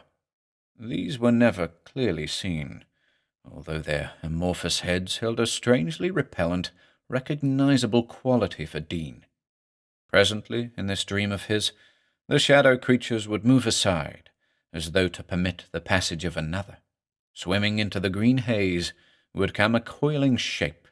Whether similar to the rest or not, Dean could not tell, for his dream always ended there. The approach of this last shape always caused him to awake in a nightmare paroxysm of terror. He dreamt of being somewhere under the sea, amid swimming shadows with deformed heads, and each night one particular shadow was coming closer and closer. Each day now, when he awoke with the cold sea wind of early dawn blowing through the windows, he would lie in a lazy, languid mood till long past daybreak. When he rose these days he felt inexplicably tired, and he could not paint. This particular morning, the sight of his haggard face in the mirror had forced him to visit a physician. But Dr. Hedwig had not been helpful. Nevertheless, Dean filled the prescription on the way home. A swallow of the bitter, brownish tonic strengthened him somewhat, but as he parked his car, the feeling of depression settled down on him again. He walked up to the house, still puzzled and strangely afraid. Under the door was a telegram. Dean read it with a puzzled frown. Just learned you are living in San Pedro House. Vitally important you vacate immediately. Show this cable to Dr. Makoto Yamada, 17 Buena Street, San Pedro. Am returning via airplane. See Yamada today. Michael Lee. Dean read the message again, and a flash of remembrance came to him. Michael Lee was his uncle, but he had not seen the man for years. Lee had been a puzzle to the family. He was an occultist, and spent most of his time delving in far corners of the earth. Occasionally, he dropped from sight for long periods of time. The cable Dean held was sent from Calcutta, and he supposed that Lee had recently emerged from some spot in the interior of India to learn of Dean's inheritance. Dean searched his mind. He recalled now that there had been some family quarrel about this very house years ago. The details were no longer clear, but he remembered that Lee had demanded the San Pedro house be razed. Lee had given no sane reasons, and when the request was refused, he had dropped out of sight for a time. And now came this inexplicable cablegram. Dean was tired from his long drive, and the unsatisfactory interview with the doctor had irritated him more than he had realized. Nor was he in the mood to follow his uncle's cabled request and undertake the long journey to Buena Street, which was miles away. The drowsiness which he felt, however, was normal healthy exhaustion, unlike the languor of recent weeks. The tonic he had taken was of some value after all. He dropped into his favorite chair by the window that overlooked the sea, rousing himself to watch the flaming colors of the sunset. Presently, the sun dropped below the horizon, and grey dusk crept in. Stars appeared, and far to the north he could see the dim lights of the gambling ships off Venice. The mountains shut off his view of San Pedro, but a diffused pale glow in that direction told him that the New Barbary was awakening into a roaring, brawling life. Slowly, the face of the Pacific brightened. A full moon was rising above the San Pedro hills. For a long time Dean sat quietly by the window, his pipe forgotten in his hand, staring down at the slow swells of the ocean, which seemed to pulse with a mighty and alien life. Gradually, drowsiness crept up and overwhelmed him.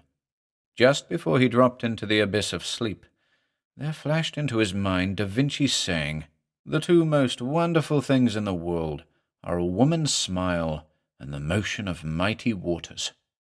He dreamed, and this time it was a different dream. At first only blackness, and a roaring and thundering as of angry seas, and oddly mingled with this was the hazy thought of a woman's smile, and a woman's lips, pouting lips, softly alluring. But strangely, the lips were not red. No, they were very pale, bloodless, like the lips of a thing that had long rested beneath the sea. The misty vision changed, and for a flashing instant Dean seemed to see the green and silent place of his earlier visions. The shadowy black shapes were moving more quickly behind the veil, but this picture was of but a second's duration. It flashed out and vanished, and Dean was standing alone on a beach he recognized in his dream, the sandy cove beneath the house. The salt breeze blew coldly across his face, and the sea glistened like silver in the moonlight. A faint splash told of a sea thing that broke the surface of the waters. To the north, the sea washed against the rugged surface of the cliff, barred and speckled with black shadows. Dean felt a sudden, inexplicable impulse to move in that direction. He yielded. As he clambered over the rocks, he was suddenly conscious of a strange sensation, as though keen eyes were focused upon him, eyes that watched and warned. Vaguely in his mind rose up the gaunt face of his uncle, Michael Lee, the deep-set eyes glowing. But swiftly this was gone, and he found himself before a deeper niche of blackness in the cliff face. Into it he knew he must go. He squeezed himself between two jutting points of rock, and found himself in utter, dismal darkness. Yet somehow he was conscious that he was in a cave, and he could hear water lapping nearby. All about him was a musty salt odor of sea decay, the fetid smell of sunless ocean caves and holds of ancient ships. He stepped forward, and, as the floor shelved sharply downward, stumbled and fell headlong into icy, shallow water. He felt, rather than saw, a flicker of swift movement, and then abruptly hot lips were pressed against his. Human lips, Dean thought, at first. He lay on his side in the chill water, his lips against those responsive ones. He could see nothing, for all was lost in the blackness of the cave. The unearthly lure of those invisible lips thrilled through him. He responded to them, pressed them fiercely, gave them what they were avidly seeking. The unseen waters crawled against the rocks, whispering warning. And in that kiss strangeness flooded him. He felt a shock and a tingling go through him, and then a thrill of sudden ecstasy, and swift on its heels came horror.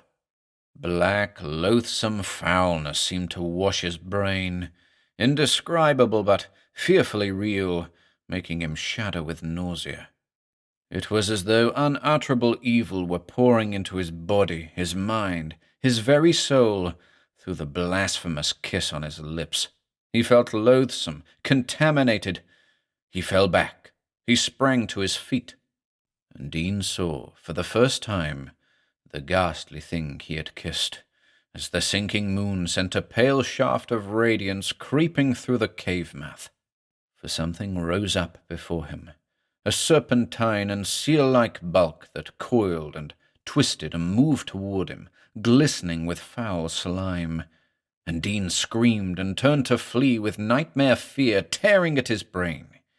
hearing behind him a quiet splashing, as though some bulky creature had slid back into the water. 2. A visit from Dr. Yamada. He awoke. He was still in his chair before the window, and the moon was paling before the greyness of dawn. He was shaken with nausea, sick and shuddering with the shocking realism of his dream. His clothing was drenched with perspiration, and his heart hammered furiously. An immense lethargy seemed to have overwhelmed him, making it an intense effort to rise from the chair and stagger to a couch, on which he flung himself to doze fitfully for several hours. A sharp pealing of the doorbell roused him. He still felt weak and dizzy, but the frightening lethargy had somewhat abated. When Dean opened the door, a Japanese man standing on the porch began a bobbing little bow, a gesture that was abruptly arrested as the sharp black eyes focused on Dean's face. A little hiss of indrawn breath came from the visitor. Dean said irritably, "Well, do you want to see me?" The other was still staring, his thin face sallow beneath a stiff thatch of grey hair. He was a small, slender man, with his face covered with a fine-spun web of wrinkles. After a pause, he said, "I am Dr. Yamada." Dean frowned, puzzled. Abruptly, he remembered his uncle's cable of the day before. An odd, unreasonable irritation began to mount within him, and he said, more brusquely than he had intended, "This isn't a professional call, I hope. I've already—" "Your uncle, you are Mr. Dean, cabled me. He was rather worried." Dr. Yamada glanced around almost furtively. Dean felt distaste stare within him, and his irritation increased. "My uncle is rather eccentric, I'm afraid. There's nothing for him to worry about. I'm sorry you had your trip for nothing." Dr. Yamada did not seem to take offense at Dean's attitude. Rather, a strange expression of sympathy showed for a moment on his small face. "Do you mind if I come in?" he asked, and moved forward confidently. Short of barring his way, Dean had no means of stopping him, and ungraciously led his guest to the room where he had spent the night, motioning him to a chair while he busied himself with a coffee-pot. Yamada sat motionless, silently watching Dean. Then, without preamble, he said, "Your uncle is a great man, Mr. Dean." Dean made a non-committal gesture. "I have seen him only once. He is one of the greatest occultists of this day. I, too, have studied psychic lore, but beside your uncle, I am a novice." Dean said, "He is eccentric. Occultism, as you term it, has never interested me." The little Japanese man watched him impassively. "You make a common error, Mr. Dean. You consider occultism a hobby for cranks. No." He held up a slender hand. "Your disbelief is written in your face. Well, it is understandable. It is an anachronism, an attitude handed down from the earliest times, when scientists were called alchemists and sorcerers and burned for making pacts with the devil. But actually there are no sorcerers, no witches. Not in the sense that man understands these terms. There are men and women who have acquired mastery over certain sciences, which are not wholly subject to mundane physical laws." There was a little smile of disbelief on Dean's face. Yamada went on quietly. "You do not believe because you do not understand. There are not many who can comprehend, or who wish to comprehend, this greater science which is not bound by earthly laws. But here is a problem for you, Mr. Dean." A little spark of irony flickered in the black eyes. "Can you tell me how I know you have suffered from nightmares recently?" Dean jerked around and stood staring. Then he smiled. "As it happens, I know the answer, Dr. Yamada. You physicians have a way of hanging together, and I must have let something slip to Dr. Hedwig yesterday." His tone was offensive, but Yamada merely shrugged slightly. "Do you know your Homer?" he asked, apparently irrelevantly, and at Dean's surprised nod went on. "And Proteus, you remember the old man of the sea who possessed the power of changing his shape? I do not wish to strain your credulity, Mr. Dean, but for a long time students of the dark lore have known that behind this legend there exists a very terrible truth. All the tales of spirit possession, of reincarnation, even the comparatively innocuous experiments in thought transference point to the truth. Why do you suppose folklore abounds with tales of men who have been able to change themselves into beasts, werewolves, hyenas, tigers, the seal men of the Eskimos? Because these tales are founded on truth. I do not mean," he went on, "that the actual physical metamorphosis of the body is possible so far as we know, but it has long been known that the intelligence, the mind, of an adept can be transferred to the brain and body of a satisfactory subject. Animals' brains are weak, lacking the power of resistance, but men are different, unless there are certain circumstances." As he hesitated, Dean proffered the Japanese man a cup of coffee. Coffee was generally brewing in the percolator these days, and Yamada accepted it with a formal little bow of acknowledgment. Dean drank his coffee in 3 hasty gulps, and poured more. Yamada, after a polite sip, put the cup aside and leaned forward earnestly. "I must ask you to make your mind receptive, Mr. Dean. Don't allow your conventional ideas of life to influence you in this matter. It is vitally to your interest that you listen carefully to me and understand. Then, perhaps—" He hesitated, and again threw that oddly furtive glance at the window. "Life in the sea has followed different lines from life on land. Evolution has followed a different course. In the great deeps of the ocean, life utterly alien to ours has been discovered. Luminous creatures which burst when exposed to the lighter pressure of the air, and in those tremendous depths forms of life completely inhuman have been developed, life forms that the uninitiated mind may think impossible.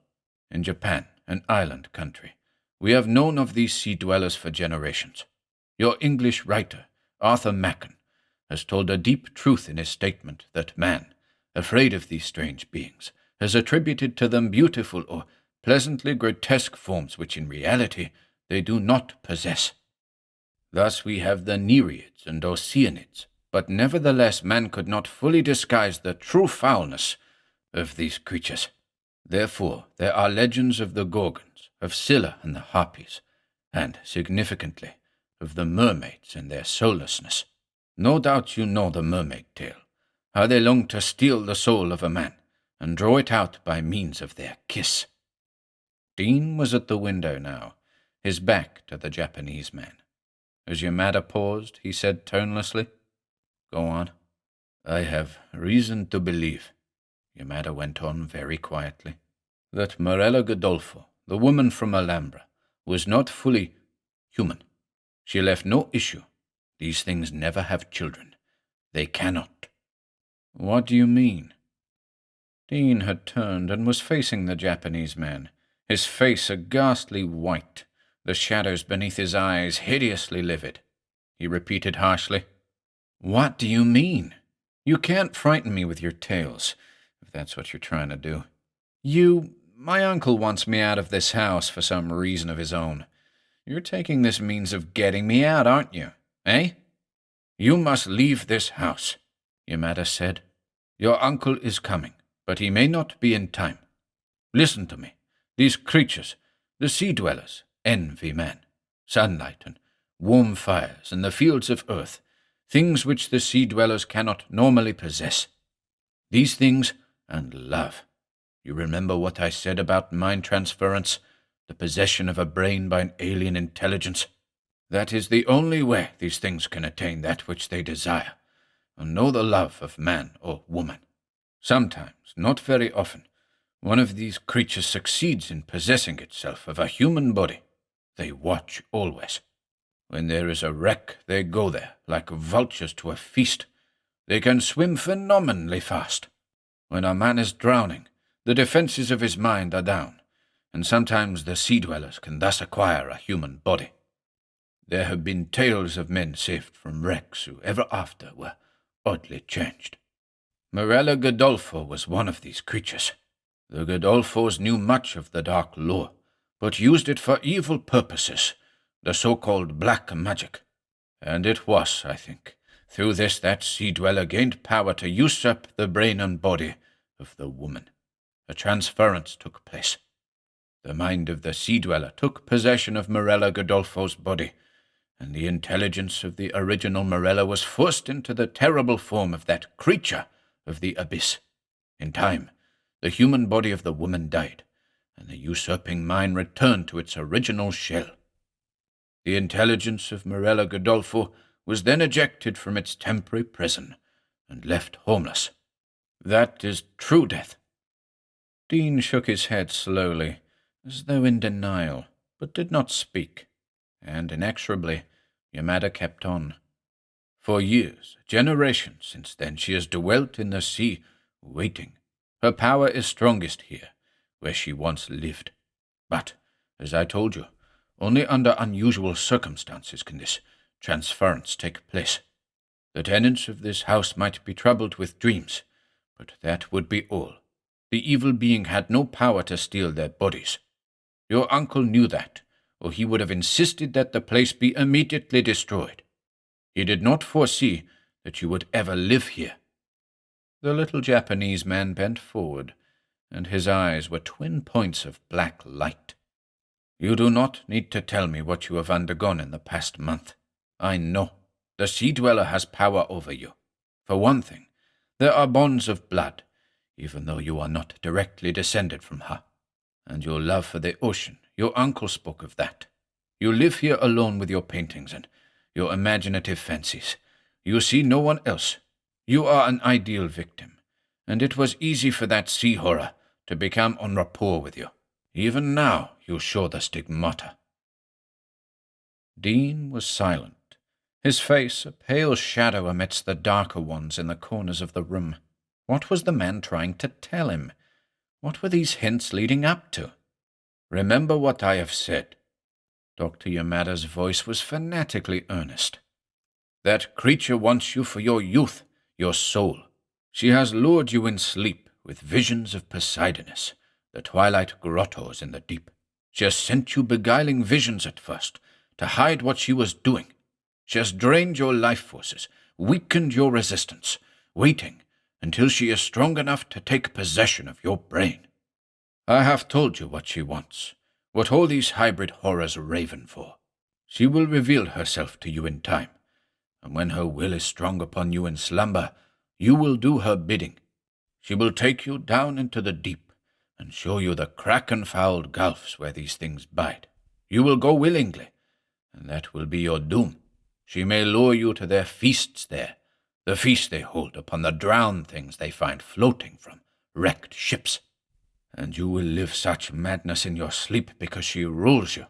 And then when you have become weak enough, she will have her desire. The sea thing will usurp your body and walk once more on earth. And you will go down into the darkness where once you dwelt in dreams forever. Unless I am mistaken, you have already seen enough to know that I speak truth. I think that this terrible moment is not so far off, and I warn you that alone you cannot hope to resist the evil, only with the aid of your uncle and me." Dr. Yamada stood up. He moved forward and confronted the dazed youth face to face. In a low voice he asked, "In your dreams, has the thing kissed you?" For a heartbeat, there was utter silence. Dean opened his mouth to speak, and then a curious little warning note seemed to sound in his brain. It rose, like the quiet roaring of a conch shell, and a vague nausea assailed him. Almost without volition, he heard himself saying, "No." Dimly, as though from an incredibly far distance, he heard Yamada suck in his breath as if surprised. Then the Japanese man said, "That is good, very good. Now listen. Your uncle will be here soon. He has chartered a special plane. Will you be my guest until he arrives?" The room seemed to darken before Dean's eyes. The form of the Japanese man was receding, dwindling. Through the window the surf sound came crashing, and it rolled on in waves through Dean's brain. In its thunder a thin, insistent whispering penetrated. "Accept," it murmured. "Accept." And Dean heard his own voice accept Yamada's invitation. He seemed incapable of coherent thought. That last dream haunted him, and now Dr. Yamada's disturbing story. He was ill, that was it, very ill. He wanted very much to sleep. Now, a flood of darkness seemed to wash up and engulf him. Gratefully, he allowed it to sweep through his tired head. Nothing existed but the dark and a restless lapping of unquiet waters. Yet he seemed to know, in an odd way, that he was still, some outer part of him, conscious. He strangely realized that he and Dr. Yamada had left the house, were entering a car, and driving a long way. He was, with that strange external other self, talking casually to the doctor, entering his house in San Pedro, drinking, eating, and all the while his soul, his real being, was buried in waves of blackness. Finally, a bed. From below, the surf seemed to blend into the blackness that engulfed his brain. It spoke to him now, as he rose stealthily and clambered out of the window. The fall jarred his outer self considerably, but he was on the ground outside without injury. He kept in the shadows as he crept away down to the beach, the black, hungry shadows that were like the darkness surging through his soul. 3 dreadful hours. With a shock, he was himself once more, completely. The cold water had done it, the water in which he found himself swimming. He was in the ocean, borne on waves as silver as the lightning that occasionally flashed overhead. He heard thunder, felt the sting of rain. Without wondering about the sudden transition, he swam on, as though fully aware of some planned destination. For the first time in over a month, he felt fully alive, actually himself. There was a surge of wild elation in him that defied the facts. He no longer seemed to care about his recent illness, the weird warnings of his uncle and Dr. Yamada, and the unnatural darkness that had previously shadowed his mind. In fact, he no longer had to think. It was as though he were being directed in all his movements. He was swimming parallel with the beach now, and with curious detachment he observed that the storm had subsided. A pale, fog-like glow hovered over the lashing waters, and it seemed to beckon. The air was chill, as was the water, and the waves high. Yet Dean experienced neither cold nor fatigue, and when he saw the things that waited for him on the rocky beach just ahead, he lost all perception of himself in a crescendo of mounting joy. This was inexplicable, for they were the creatures of his last and wildest nightmares. Even now he did not see them plainly as they sported in the surf, but there were dim suggestions of past horror in their tenebrous outlines. The things were like seals, great, fish-like, bloated monsters with pulpy, shapeless heads. These heads rested on columnar necks that undulated with serpentine ease, and he observed, without any sensation other than curious familiarity, that the heads and bodies of the creatures were a sea-bleached white. Soon he was swimming in among them, swimming with peculiar and disturbing ease. Inwardly he marveled, with a touch of his former feeling, that he was not now horrified by the sea beasts in the least. Instead, it was almost with a feeling of kinship that he listened to their strange, low gruntings and cackles, listened and understood. He knew what they were saying, and he was not amazed. He was not frightened by what he heard, though the words would have sent abysmal horror through his soul in the previous dreams. He knew where they were going and what they meant to do when the entire group swam out into the water once more.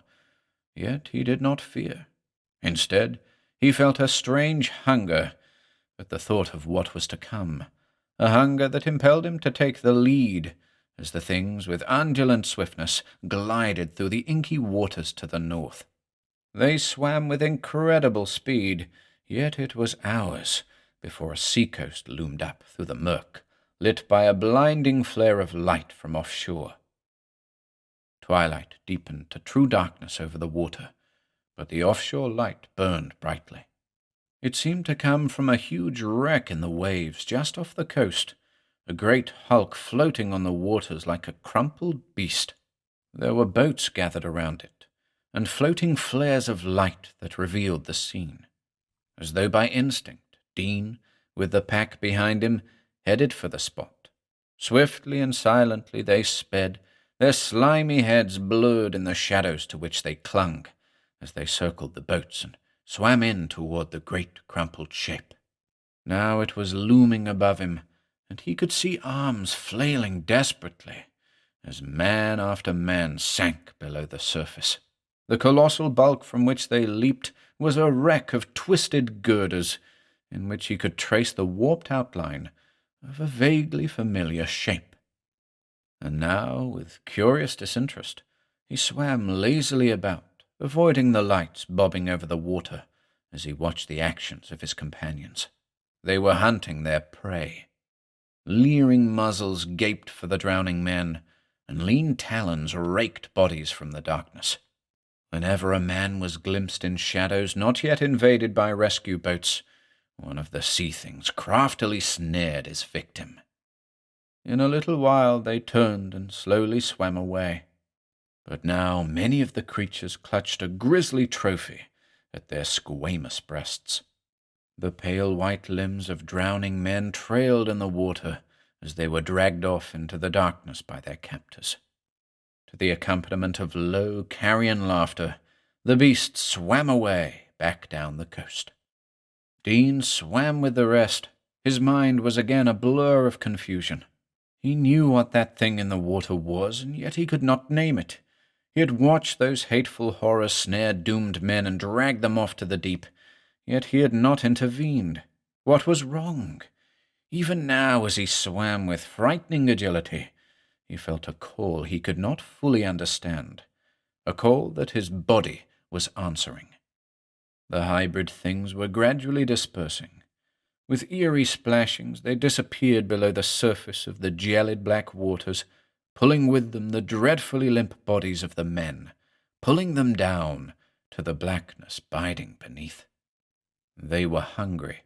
Dean knew it without thinking. He swam on along the coast, impelled by his curious urge. That was it. He was hungry, and now he was going for food.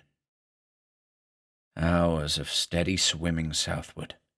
Then the familiar beach, and above it a lighted house which Dean recognized, his own house on the cliff. There were figures descending the slope now. 2 men with torches were coming down to the beach. He must not let them see him. Why, he did not know, but they must not. He crawled along the beach, keeping close to the water's edge. Even so, he seemed to move very swiftly. The men with the torches were some distance behind him now. Ahead loomed another familiar outline, a cave. He had clambered over these rocks before, it seemed. He knew the pits of shadow that speckled the cliff rock, and knew the narrow passage of stone through which he now squeezed his prostrate body. Was that someone shouting, far away? Darkness and a lapping pool. He crawled forward, felt chill waters creep over his body. Muffled by distance, came an insistent shouting from outside the cave. "Graham! Graham Dean!"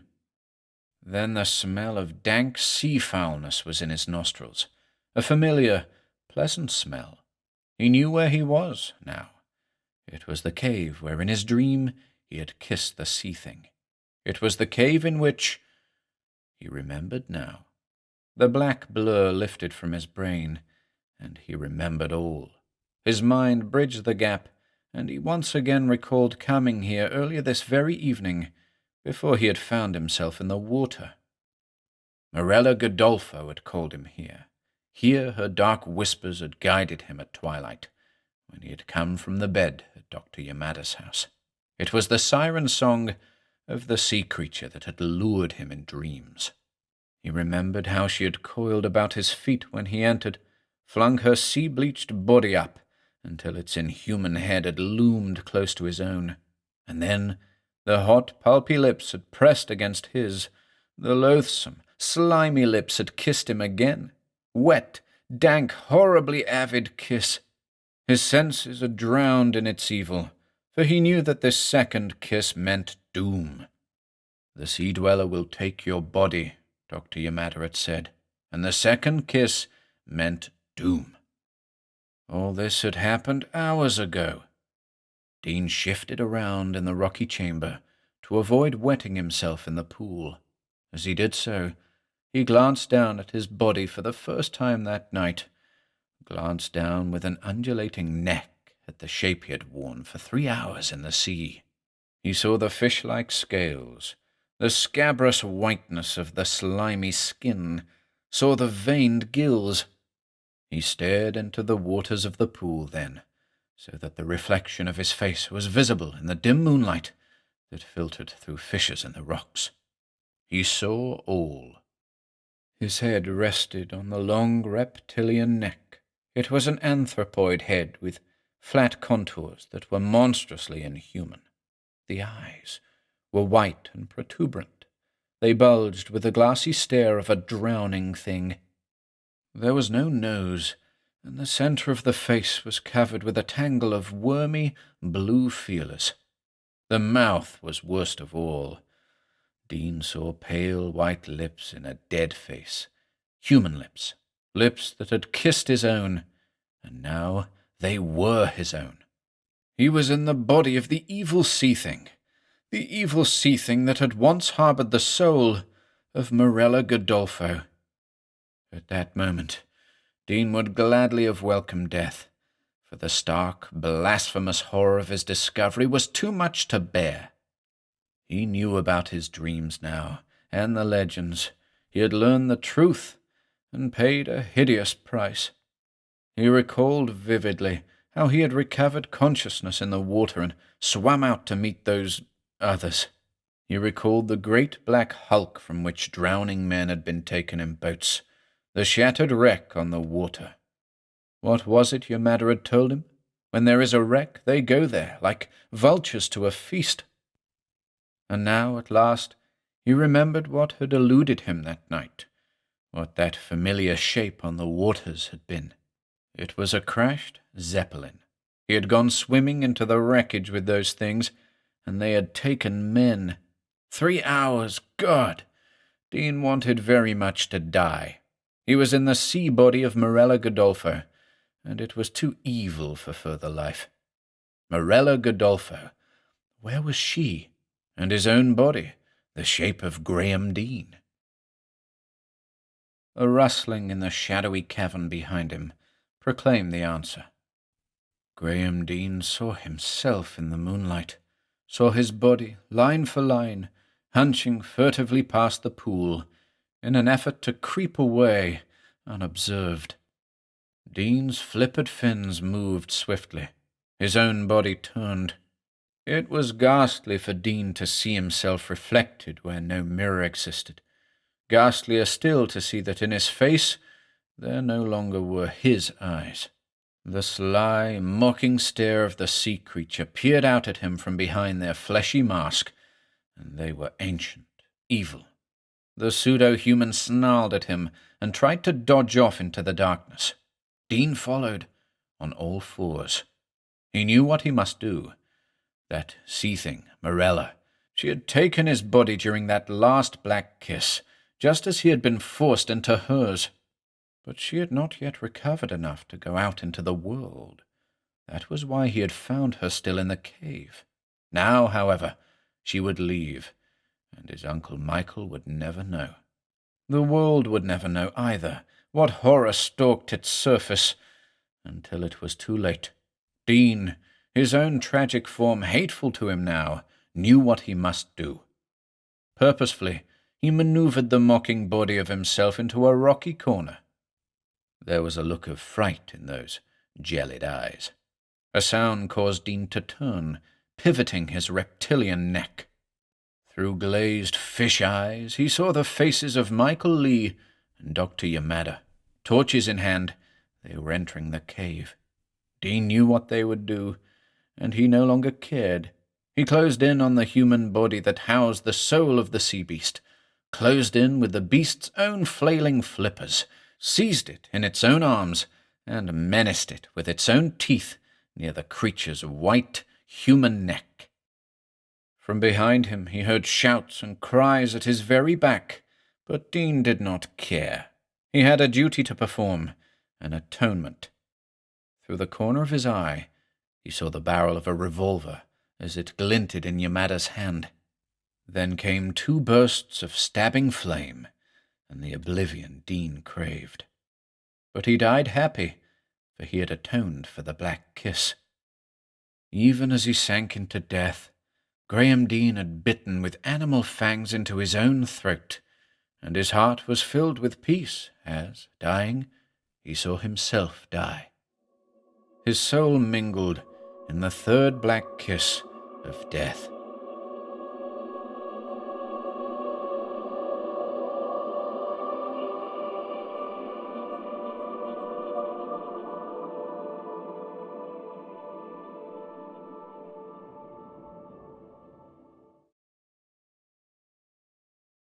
Fire in the Galley Stove by William Outerson.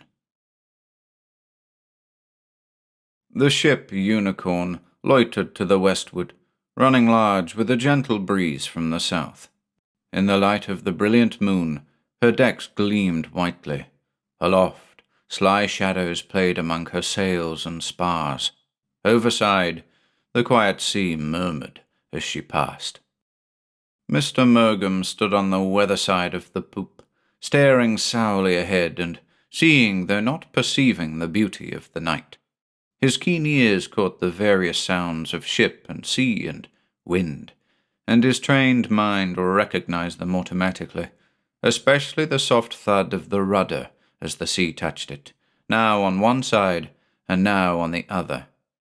It was a simple sound, near and familiar, relentless as fate, and sounding a note of caution, obscurely ominous, as if the voice of the helm attempted to warn him against any lack of vigilance. In this particular morning watch it gave him that impression, not because he was feeling down and defeated, since he had felt that way for years, but owing to his mood of sour rebellion, which had now reached a climax. He hated the empty plains of the sea and the narrow rounds of sailing ship duties, but had to endure them because he could not make a living ashore. Through all his years of roving, even on nights like this, he had remained blind to the beauty of the sea, and now his feeling toward it had settled into weary hatred.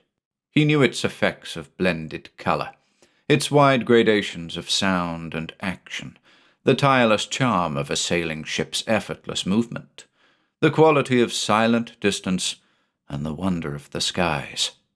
Dimly at times, in moments of rare emotion, he had caught a glimpse of the mystic hand that beckons beyond the horizon, and felt for a little while the fated urge of the wanderer. But that was in the beginning, long ago when he had first gone to sea, and he had forgotten it. The lee side of the deck to starboard abounded in shadows cast by the moon. Under the mainsail, a dark blotch extended from the half-deck to the main-hatch, and a bright space lay between that and the forward house. Observing this with his customary dull disinterest in details not requiring action, he watched the shadow thrown by the foot of the mainsail backing and filling in the languid breeze. Raising his eyes from the deck to the sail, he suddenly stiffened and gazed unseeing in front of him as he felt an unusual movement of the hull, a strange shaking that startled him because it was outside of all his former experience. The whole ship, hull and spars and rigging, trembled eerily, and all the gear aloft made a weird clatter. He had never known any ship to move like this, and as he stood wondering what had caused it, the skipper came hurriedly from the companion and halted beside him. "What was that?" he demanded nervously. "I dunno, sir," Mr. Mergham answered. "I've never felt anything like it until now, so I wouldn't know what it was." "You don't know?" exclaimed the skipper. "You're here on deck in charge of the ship, and something scrapes along her side, a derelict more than likely, and you don't know what it was? You don't know?" The skipper waved his hands helplessly. "Why don't you know? Didn't you see anything? Invisible things don't shake a ship like that. It must have been something big enough to be seen. Were you asleep?" "No, sir, I wasn't asleep. I was wider awake than you are now, attending to my job, and I saw nothing. There was nothing to be seen. The lookout didn't see anything, or he would have reported it. And the man at the wheel didn't see anything either." "The man at the wheel?" the skipper repeated unpleasantly. "How do you know he didn't see anything? It isn't his job to see things and report them. He's there to steer the ship, not to keep lookout." The mate turned away sullenly and approached the man at the wheel. "Did you see what shook her a minute ago, Thompson?" he inquired. "No, sir," Thompson answered. "I didn't see nothing. I looked astern after she stopped shaking, and there wasn't nothing in sight." "You heard what he said, sir," Mr. Mergham remarked to the skipper in a tone of meagre triumph. "There was nothing in sight." "Aye, I heard him," Captain Garton returned impatiently. "What do you suppose it could have been? Possibly a submerged derelict?" "No, sir, I don't think so. It wasn't the sort of shock any kind of derelict would give. I've been in collision with a derelict, and it was something entirely different. This was strong, but soft and trembly. A derelict would grind and scrape along her side and make enough noise to wake the dead." "I suppose you're right," the skipper admitted unwillingly. He moved away from the mate and stood with his hands on the poop rail, staring at the sea ahead. A tall man, gaunt and irascible from chronic dyspepsia due to overeating and lack of exercise, tired of life and hating everybody, including himself. His excessively bright eyes wandered fretfully along the deck on the weather side, which was lit by the moon, except for an edge of shadow here and there, and he glanced at the leech of the mainsail. Something attracted his attention then, and he looked over on the port bow. A startled exclamation broke from him, and he threw up his arm in swift apprehension, pointing urgently. "Hey, Mr. Mergham!" he cried. "What's that?" The mate looked in the direction indicated by the captain's finger, and noted a lifting of the skyline, an effect he had often observed while approaching a high coast from the sea, though this was not quite so well defined. He stared in silence and without understanding, disregarding the impatient questions of the captain, until he arrived at the conclusion that the elevation ahead was a great wave approaching the ship at high speed.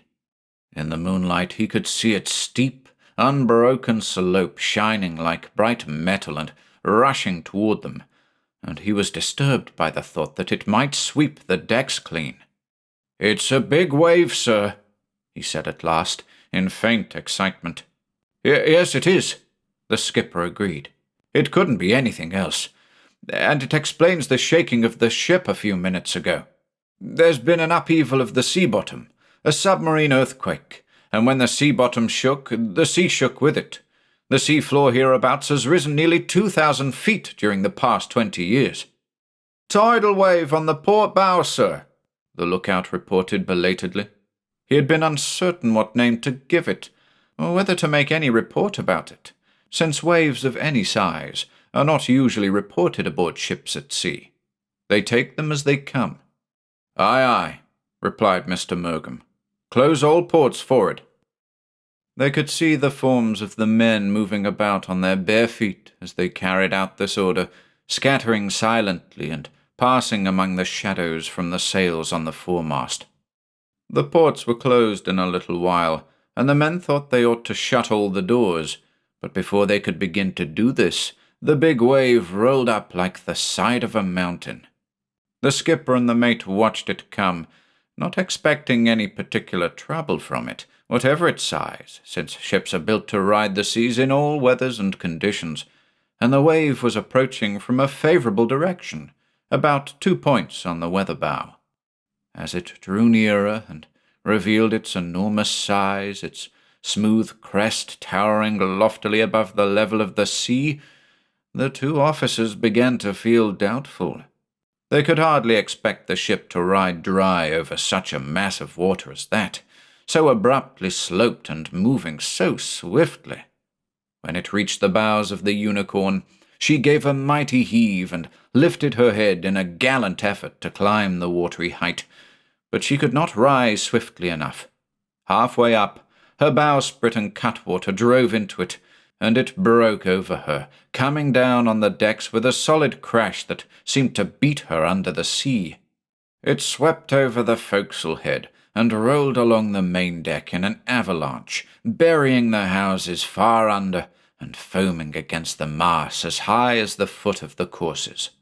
Rolling over the poop a fathom deep, it submerged the skipper, the mate, and the man at the wheel. They held on grimly, and in a few seconds the wave passed on. The water sluiced off the decks into the calm sea, and soon all was normal again, save that the galley fire was black out, the morning coffee was ruined, and all the pots and pans were adrift in 18 inches of salt water. Both forecastles were flooded, because the watch on deck, having been given barely enough time to close the ports, had not been able to shut the doors, and the watch below came spluttering out, cursing the other blokes for not having sense enough to do such things without waiting for orders. "Call yourselves sailors," they sneered malevolently. "You ain't got sense enough to tighten your belts when your pants are slipping down. Nurses is what you need." They raved back and forth till somebody struck out, and the forward deck became a tumbled scene of fighting sailors, cursing and mauling each other, but inflicting no serious injuries. Like a pack of sportive demons in the shadows of the moon, they rolled about the main deck as far aft as the main hatch, locked in fierce embraces of sound and fury. The skipper and the mate stood on the poop watching the brawl, and a light came into Mr. Mergham's eye. Extracting a heavy teakwood belaying pin from the taffrail, he swung it gently up and down, almost lovingly, holding it loosely in his right hand. "I'd better put a stop to that," he suggested to the skipper. "No," said Captain Garton. "They won't hurt each other too much, and a little exercise will do them good. They've had it too easy this passage." Mr. Mergham seemed disappointed by this decision, but he obediently replaced the pin in the rail and continued to watch the waning battle on the forward deck. Before long, the rage of the men abated, and they separated 2 by 2. Returning to their respective forecastles, they found that the water had drained out through the scupper holes, so the starboard watch lit their pipes and turned in to smoke while falling asleep. In the galley, the cook cursed tidal waves and everything else as he gathered up his pots and pans and relit the fire in the stove after cleaning out the mess of sodden coals. It was now 4:30, and morning coffee, the most welcome event of the day to seafaring men, was due at 2 bells. Therefore he must hurry. He would have a fresh brew ready in time, if it could be done. The skipper felt better after witnessing the fight between the watches, and he smiled for the first time in weeks as he listened to the reeking obscenities of the cook. There was something reckless and defiant in his piercing blasphemies that pleased the old man, who suffered a great deal from indigestion. But he soon became aware of the chill from his wet clothing, and turned toward the companion with a sigh. "Keep a sharp lookout, mister," he said to the mate as he started down to the cabin. "We don't want any more tidal waves." "Very good, sir," Mr. Mergham replied, swearing under his breath. The skipper's remark seemed to imply that he was to blame for tidal waves. "Damned old fool," he muttered. He didn't even know the difference between a collision with a derelict and an earthquake shock. In the port forecastle, the men of the watch were changing into dry dungarees and discussing after their fashion the events of the morning. "That was a big sea," said one. "Aye, it was, but I've seen bigger off the Horn," old Charlie declared. "You never seen a bigger one anywheres, Charlie. You must have dreamt it. This old hooker is full of bad luck." "So she is. She ain't had a lucky day since we left port." "When do you think coffee'll be ready?" asked the cook. "Maybe he knows. I give Snooky in the starboard watch a couple of black eyes. Take a squint at your own." "The skipper's crazy." "Nah, he ain't crazy. He's sick. He ought to stay ashore. Say, did you feel that? What the hell was that?" On the quiet poop, Mr. Mergham stood with feet apart, glancing listlessly at the skyline from time to time, casting his eyes aloft at the towering sails, surveying the deck, and watching the play of shadows born of the moon. The colour of the sea had changed, and it no longer gleamed with the purple blue of deep water. As they were not within 200 miles of the Grand Bank, he surmised that the disturbance on the sea bottom had sent up clouds of ooze that imparted a dull hue to the water. While considering this, turning it over in his mind with slow interest, he felt the ship quiver again to a sudden shock, altogether different from the first. It felt as if a floating body, soft and enormously heavy, had come to rest against the bottom of the ship, and he went swiftly to the taffrail to peer intently over the side. At the same time, he noticed the men of the watch running silently to the main rail forward, where they also stared down at the sea. Evidently, they had felt the shock. He had just finished his casual observance of them when the skipper erupted on the poop again, very much annoyed.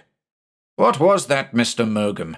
he demanded in his usual exasperated tone. "That was no earthquake shock. Something hit her that time. You can't deny it. Something actual and material struck against her bottom." "Yes, sir. I'm not denying it.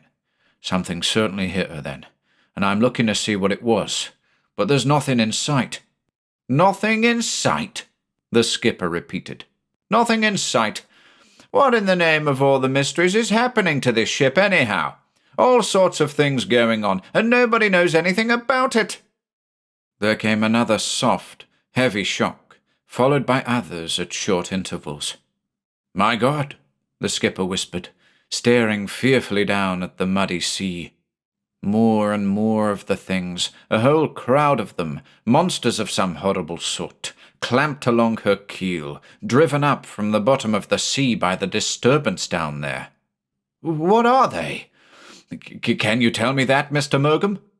"No, sir, I can't," the mate replied uneasily.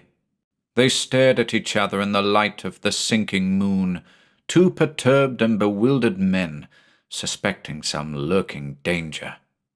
"The wheel's jammed, sir," cried Thompson. "I can't move it."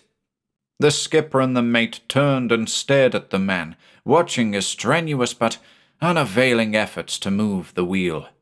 "She's lost headway, sir," said Mr. Mergham, looking over the side again. "She's standing still." "You're quite right," the captain agreed in a different tone of voice, low and troubled. "These big brutes clinging to her bottom have stopped her, and one of them has clamped itself across the rudder. Whatever they are down there, they're keeping out of sight. Ah, there's another. That one struck forward under the bows. There must be a lot of them." The man at the wheel, peering at the timepiece in the binnacle, saw that it was 5 o'clock, and made 2 bells.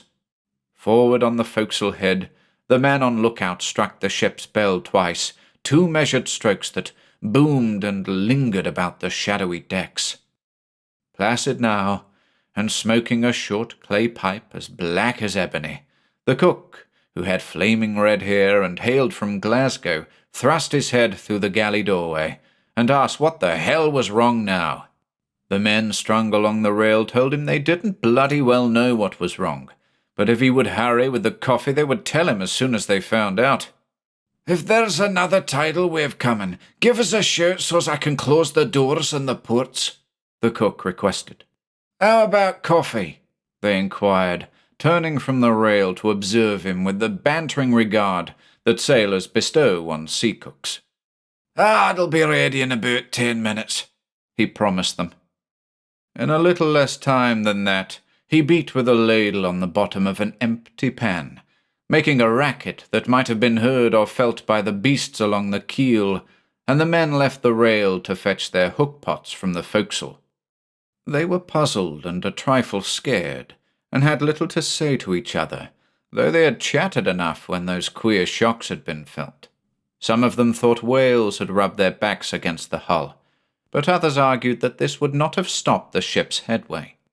There must be a lot of big soft beasts hanging on to her, scared up from the depths by the earthquake down there that had caused the tidal wave, or the ship wouldn't be standing still the way she was. In silence, they went one by one to the galley door and waited in line for their pots of coffee. Charlie was first. He stood at the door holding his hook pot inside, to be filled with a ladleful of the stuff the cook called coffee, dipped from a boiler on the stove. The skipper and the mate still waited at the taffrail for a sight of the things from the deep, and the long inaction had begun to affect their nerves. "If we could only see them and find out what they are," muttered the captain, "we might be able to decide on some plan of action. But how can we fight against invisible things of unknown nature?" He paced back and forth along a short path between the taffrail and the standard binnacle, frowning impatiently, clenching and opening his hands nervously. Mr. Murgham had glanced forward at the sound of the cook's gong, and he watched the men as they came out of the forecastle and went to the galley door to await their turn for coffee. The first man in line received his coffee and started for the forehatch, where he intended to sit while drinking it, and he did not see the long, slender tentacle that quirted over the rail above his head and waved here and there, seeking what it might find. It found old Charlie as he reached the forehatch, concealed from his watchmates by the corner of the forward house, wrapped itself round his neck with a strangling hold that prevented him from uttering a sound, and dragged him violently over the rail. The next man, following with his coffee, saw Charlie at the rail, striking madly at the tentacle with his hook-pot, and a startled yell attracted the attention of the others. They spun round and saw old Charlie going over the side in a headlong dive with his waving hook-pot, but were too late to notice the deadly tentacle round his neck. They rushed to the rail and stared down at the dull water, but the man who had seen the tentacle held back. He knew the sort of beast it belonged to. Men may sail the seas for a lifetime, and seldom, if ever, come in contact with the nightmare monsters that inhabit the caves and cliffs of the ocean floor. Gazing down at the slightly muddy water, the men of the Unicorn saw a squirming mass of interwoven tentacles, resembling enormous snakes, immensely thick and long, and tapering at their free ends to the size of a man's thumb. It was a foul sight, an obscene growth from the dark places of the world, where incessant hunger is the driving force. At one place, down near the bulge of the hull, appeared a staring Gorgon face with great lidless eyes and a huge parrot beak that moved slightly, opening and shutting as though it had just crunched and swallowed a meal of warm flesh. In its neighborhood the water was stained a reddish hue, possibly with blood from the veins of old Charlie. There were many of those deep-sea devils under the ship, ravenously hungry, and now aware that there was food on her decks in the form of puny bodies that could be had for the taking. Suddenly, the men of the watch saw the air above the rail alive with tentacles. They swayed uncertainly for a second or two in order to feel the position of their prey, then lashed out with swift aim at the horrified men. Whipping round them, they tightened their hold to a vice-like grip that no human strength could break, though a sharp knife could slice them in two if properly used. The men were panic-stricken and struck wildly with sheath knives and hook pots, but failed in their excitement to cut themselves adrift and went over the rail screaming. The boatswain, carpenter, and sailmaker jumped up from the main hatch and rushed across the deck to rescue the few survivors of the watch. But half a dozen tentacles seized them and jerked them over the side, striking futile blows. When the first tentacle came over the rail and fastened itself on Charlie, the steward was ambling forward to the galley for the cabin coffee. On seeing the man dragged violently over the rail, the steward stopped and stared in amazement, trying to imagine what had happened to the sailor, and thinking that perhaps he had become suddenly insane. The reeling gait of old Charlie, however, his struggles and the manner in which he went over the rail, convinced the steward that something had hold of him. His smooth-shaven face, round and placid, became puckered with anxiety, and he stared in growing consternation at the struggle that developed between the men of the watch and the tapering tentacles that whipped over the rail in dozens. While he stood watching this primitive contest, a tentacle flung itself round his portly waist and dragged him down before his whimper could rise to a scream of terror. The cook with the flaming hair came out of the galley with a carving knife and tried to run aft to the poop, but was caught. He slashed off the tentacle, but was seized by others and dragged over, the severed tentacle clinging round his body. The men of the starboard watch tumbled out raving with drawn knives in ready hands. They had to divide forces to protect themselves on both sides, as the tentacles were now swaying above each rail from forecastle to poop. Though they fought with fury and some skill, they had small chance to win against such desperate odds. Some of them jumped into the rigging to get out of reach by climbing aloft, but the men who tried that exposed themselves to the beasts lurking below and were snatched away immediately. There were too many tentacles to be cut, and even when they were slashed clean through, they continued to cling round a man's body. They had suction cups on their undersides and rings of sharp claws within these. "There's the answer," said the mate to the skipper when the battle began, after the death of old Charlie. "The things sticking to the bottom are giant octopuses. They're the biggest things in the sea, except for the whales, and only the sperm whale can tackle them. He feeds on them, and sometimes they feed on him, if they can hold him down till he drowns. I'll get a knife and give the men a hand." "Better do that than stand here telling me things I already know," the skipper retorted sharply. "There's men dying for'ard there." The mate hurried to the companion on the way to his room for a hunting knife he kept there, a beautiful weapon hitherto useless, with an 8-inch blade as sharp as a razor.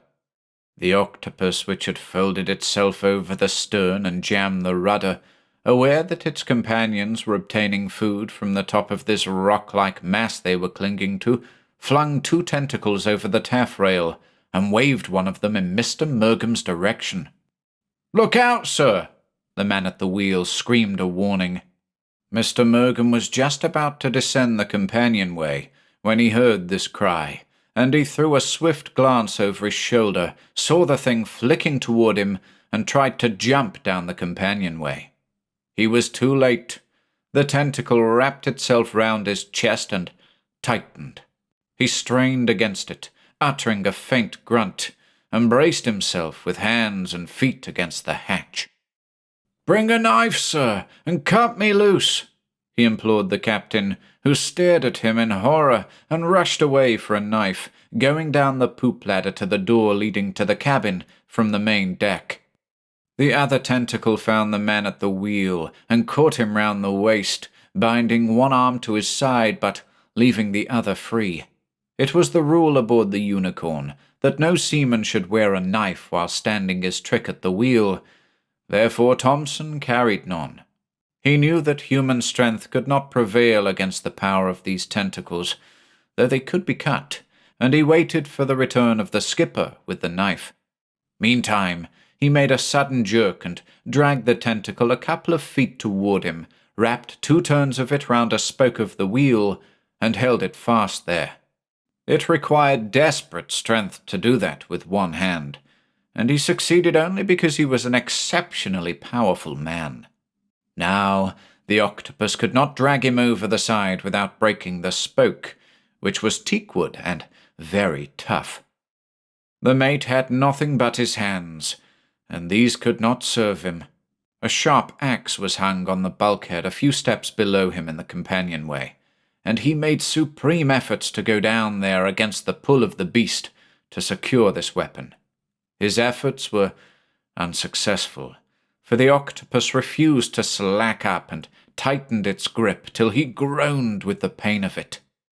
Though the skipper had not been gone more than a few seconds, Mr. Mergham thought he would never come back, and cried in a gasping voice for him to hurry. Captain Garton shouted that he could not find the knife in the mate's cabin, and was bringing the axe from the bulkhead. He was coming right up. "For God's sake, hurry!" the mate entreated. "The brute's crushing me."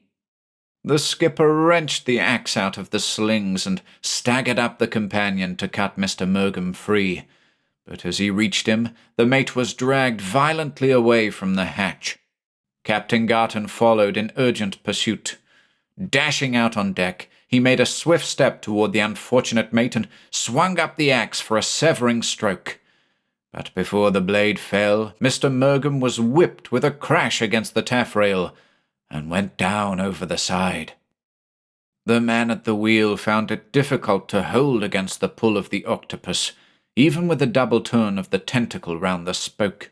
He was gasping and purple in the face, and the harder he strove against it, the tighter the tentacle was drawn. He was rapidly becoming exhausted. After peering over the side for a few precious moments to see what became of his lost mate, the skipper drew back from the rail, horrified and trembling. He was not a strong man. Turning toward the wheel, he noted the perilous plight of the man there, and stumbled across the deck, intending to sever the tentacle where it was wrapped round the spoke. In his condition of quaking repulsion, he could hardly lift the axe, and stood for seconds trying to swing it above his head. The octopus jamming the rudder eased its pressure down there, and the wheel spun round under the pull of the tentacle, which slipped off the spoke. Thompson was hurtled across the poop and over the side, crashing against the skipper and knocking him down. The axe fell from Captain Garton's hands, and he rose staggering to pick it up. As he seized it, he saw another tentacle whipping over the rail toward him, and in a surge of blind fury he swung the axe, which left his hands and went flashing into the sea. He swooned when the tentacle gripped him, and the octopus drew him down. Cowering on the forecastle head, the man on lookout saw the last of the crew go down to feed the octopuses, and his mind roved in every direction, searching for a means of saving his life. Up to the present, no tentacles had come up over the headrail, and he stood absolutely still, hoping that they would not find him. But in this he was disappointed. One of them came up and waved about, drawing nearer every second. Out of his mind with terror, he sprang to the rail and saw in the water below the appalling face of an octopus. Taking his knife by the blade, he threw it with miraculous aim, and saw it sink out of sight in the eye of the beast, which went into a tremendous flurry. Looking aft, the man saw that there were few tentacles now waving over the main deck, and he crept down the ladder to look for a knife. Stealing along the port side, he searched eagerly, but could not find one, returned along the starboard side, and met the same result. All the men had gone down fighting with the knives in their hands, and the hook-pots. Reaching the forehatch, he decided to enter the forecastle and shut the door. The ports were already closed, but he was just a moment too late. They got him. A little while later, a pod of sperm whales came up to blow not far from the Unicorn, and the octopuses, feeling the near presence of their deadly enemies, went away from there and returned to the deep places. The ship Merivale, heading eastward some days out of New York, sighted a ship with all sail set. She was observed to behave in an erratic manner, and appeared to be abandoned, since there was nobody at the wheel or about the decks. In the gentle breeze that was blowing shortly after sunrise, the strange vessel bore away to the west, came up in the wind with all her canvas flapping, paid off slowly, and bore away again, repeating this endlessly. The skipper and the second mate of the Merivale watched her queer behavior from the poop, and, as no answer was made to their signals, a boat was sent off to the stranger to investigate. The boat pulled alongside the Unicorn, and the second mate was boosted to the rail. They hove up the boat's painter, which he made fast, and scrambled up beside him. Except for some stains of coffee on the foredeck, which had not completely dried, the decks were clear and shipshape. In the cabin, the second mate noted that the table was set for coffee, but the dishes had not been used. He scratched his head in complete bewilderment. All the boats were in the chocks, their covers untouched, and there was no sign of disease or mutiny. As he stood pondering the mysterious situation, one of his men came aft and halted in front of him. "They ain't been gone very long, sir," he reported. "The fire's still fresh in the galley stove."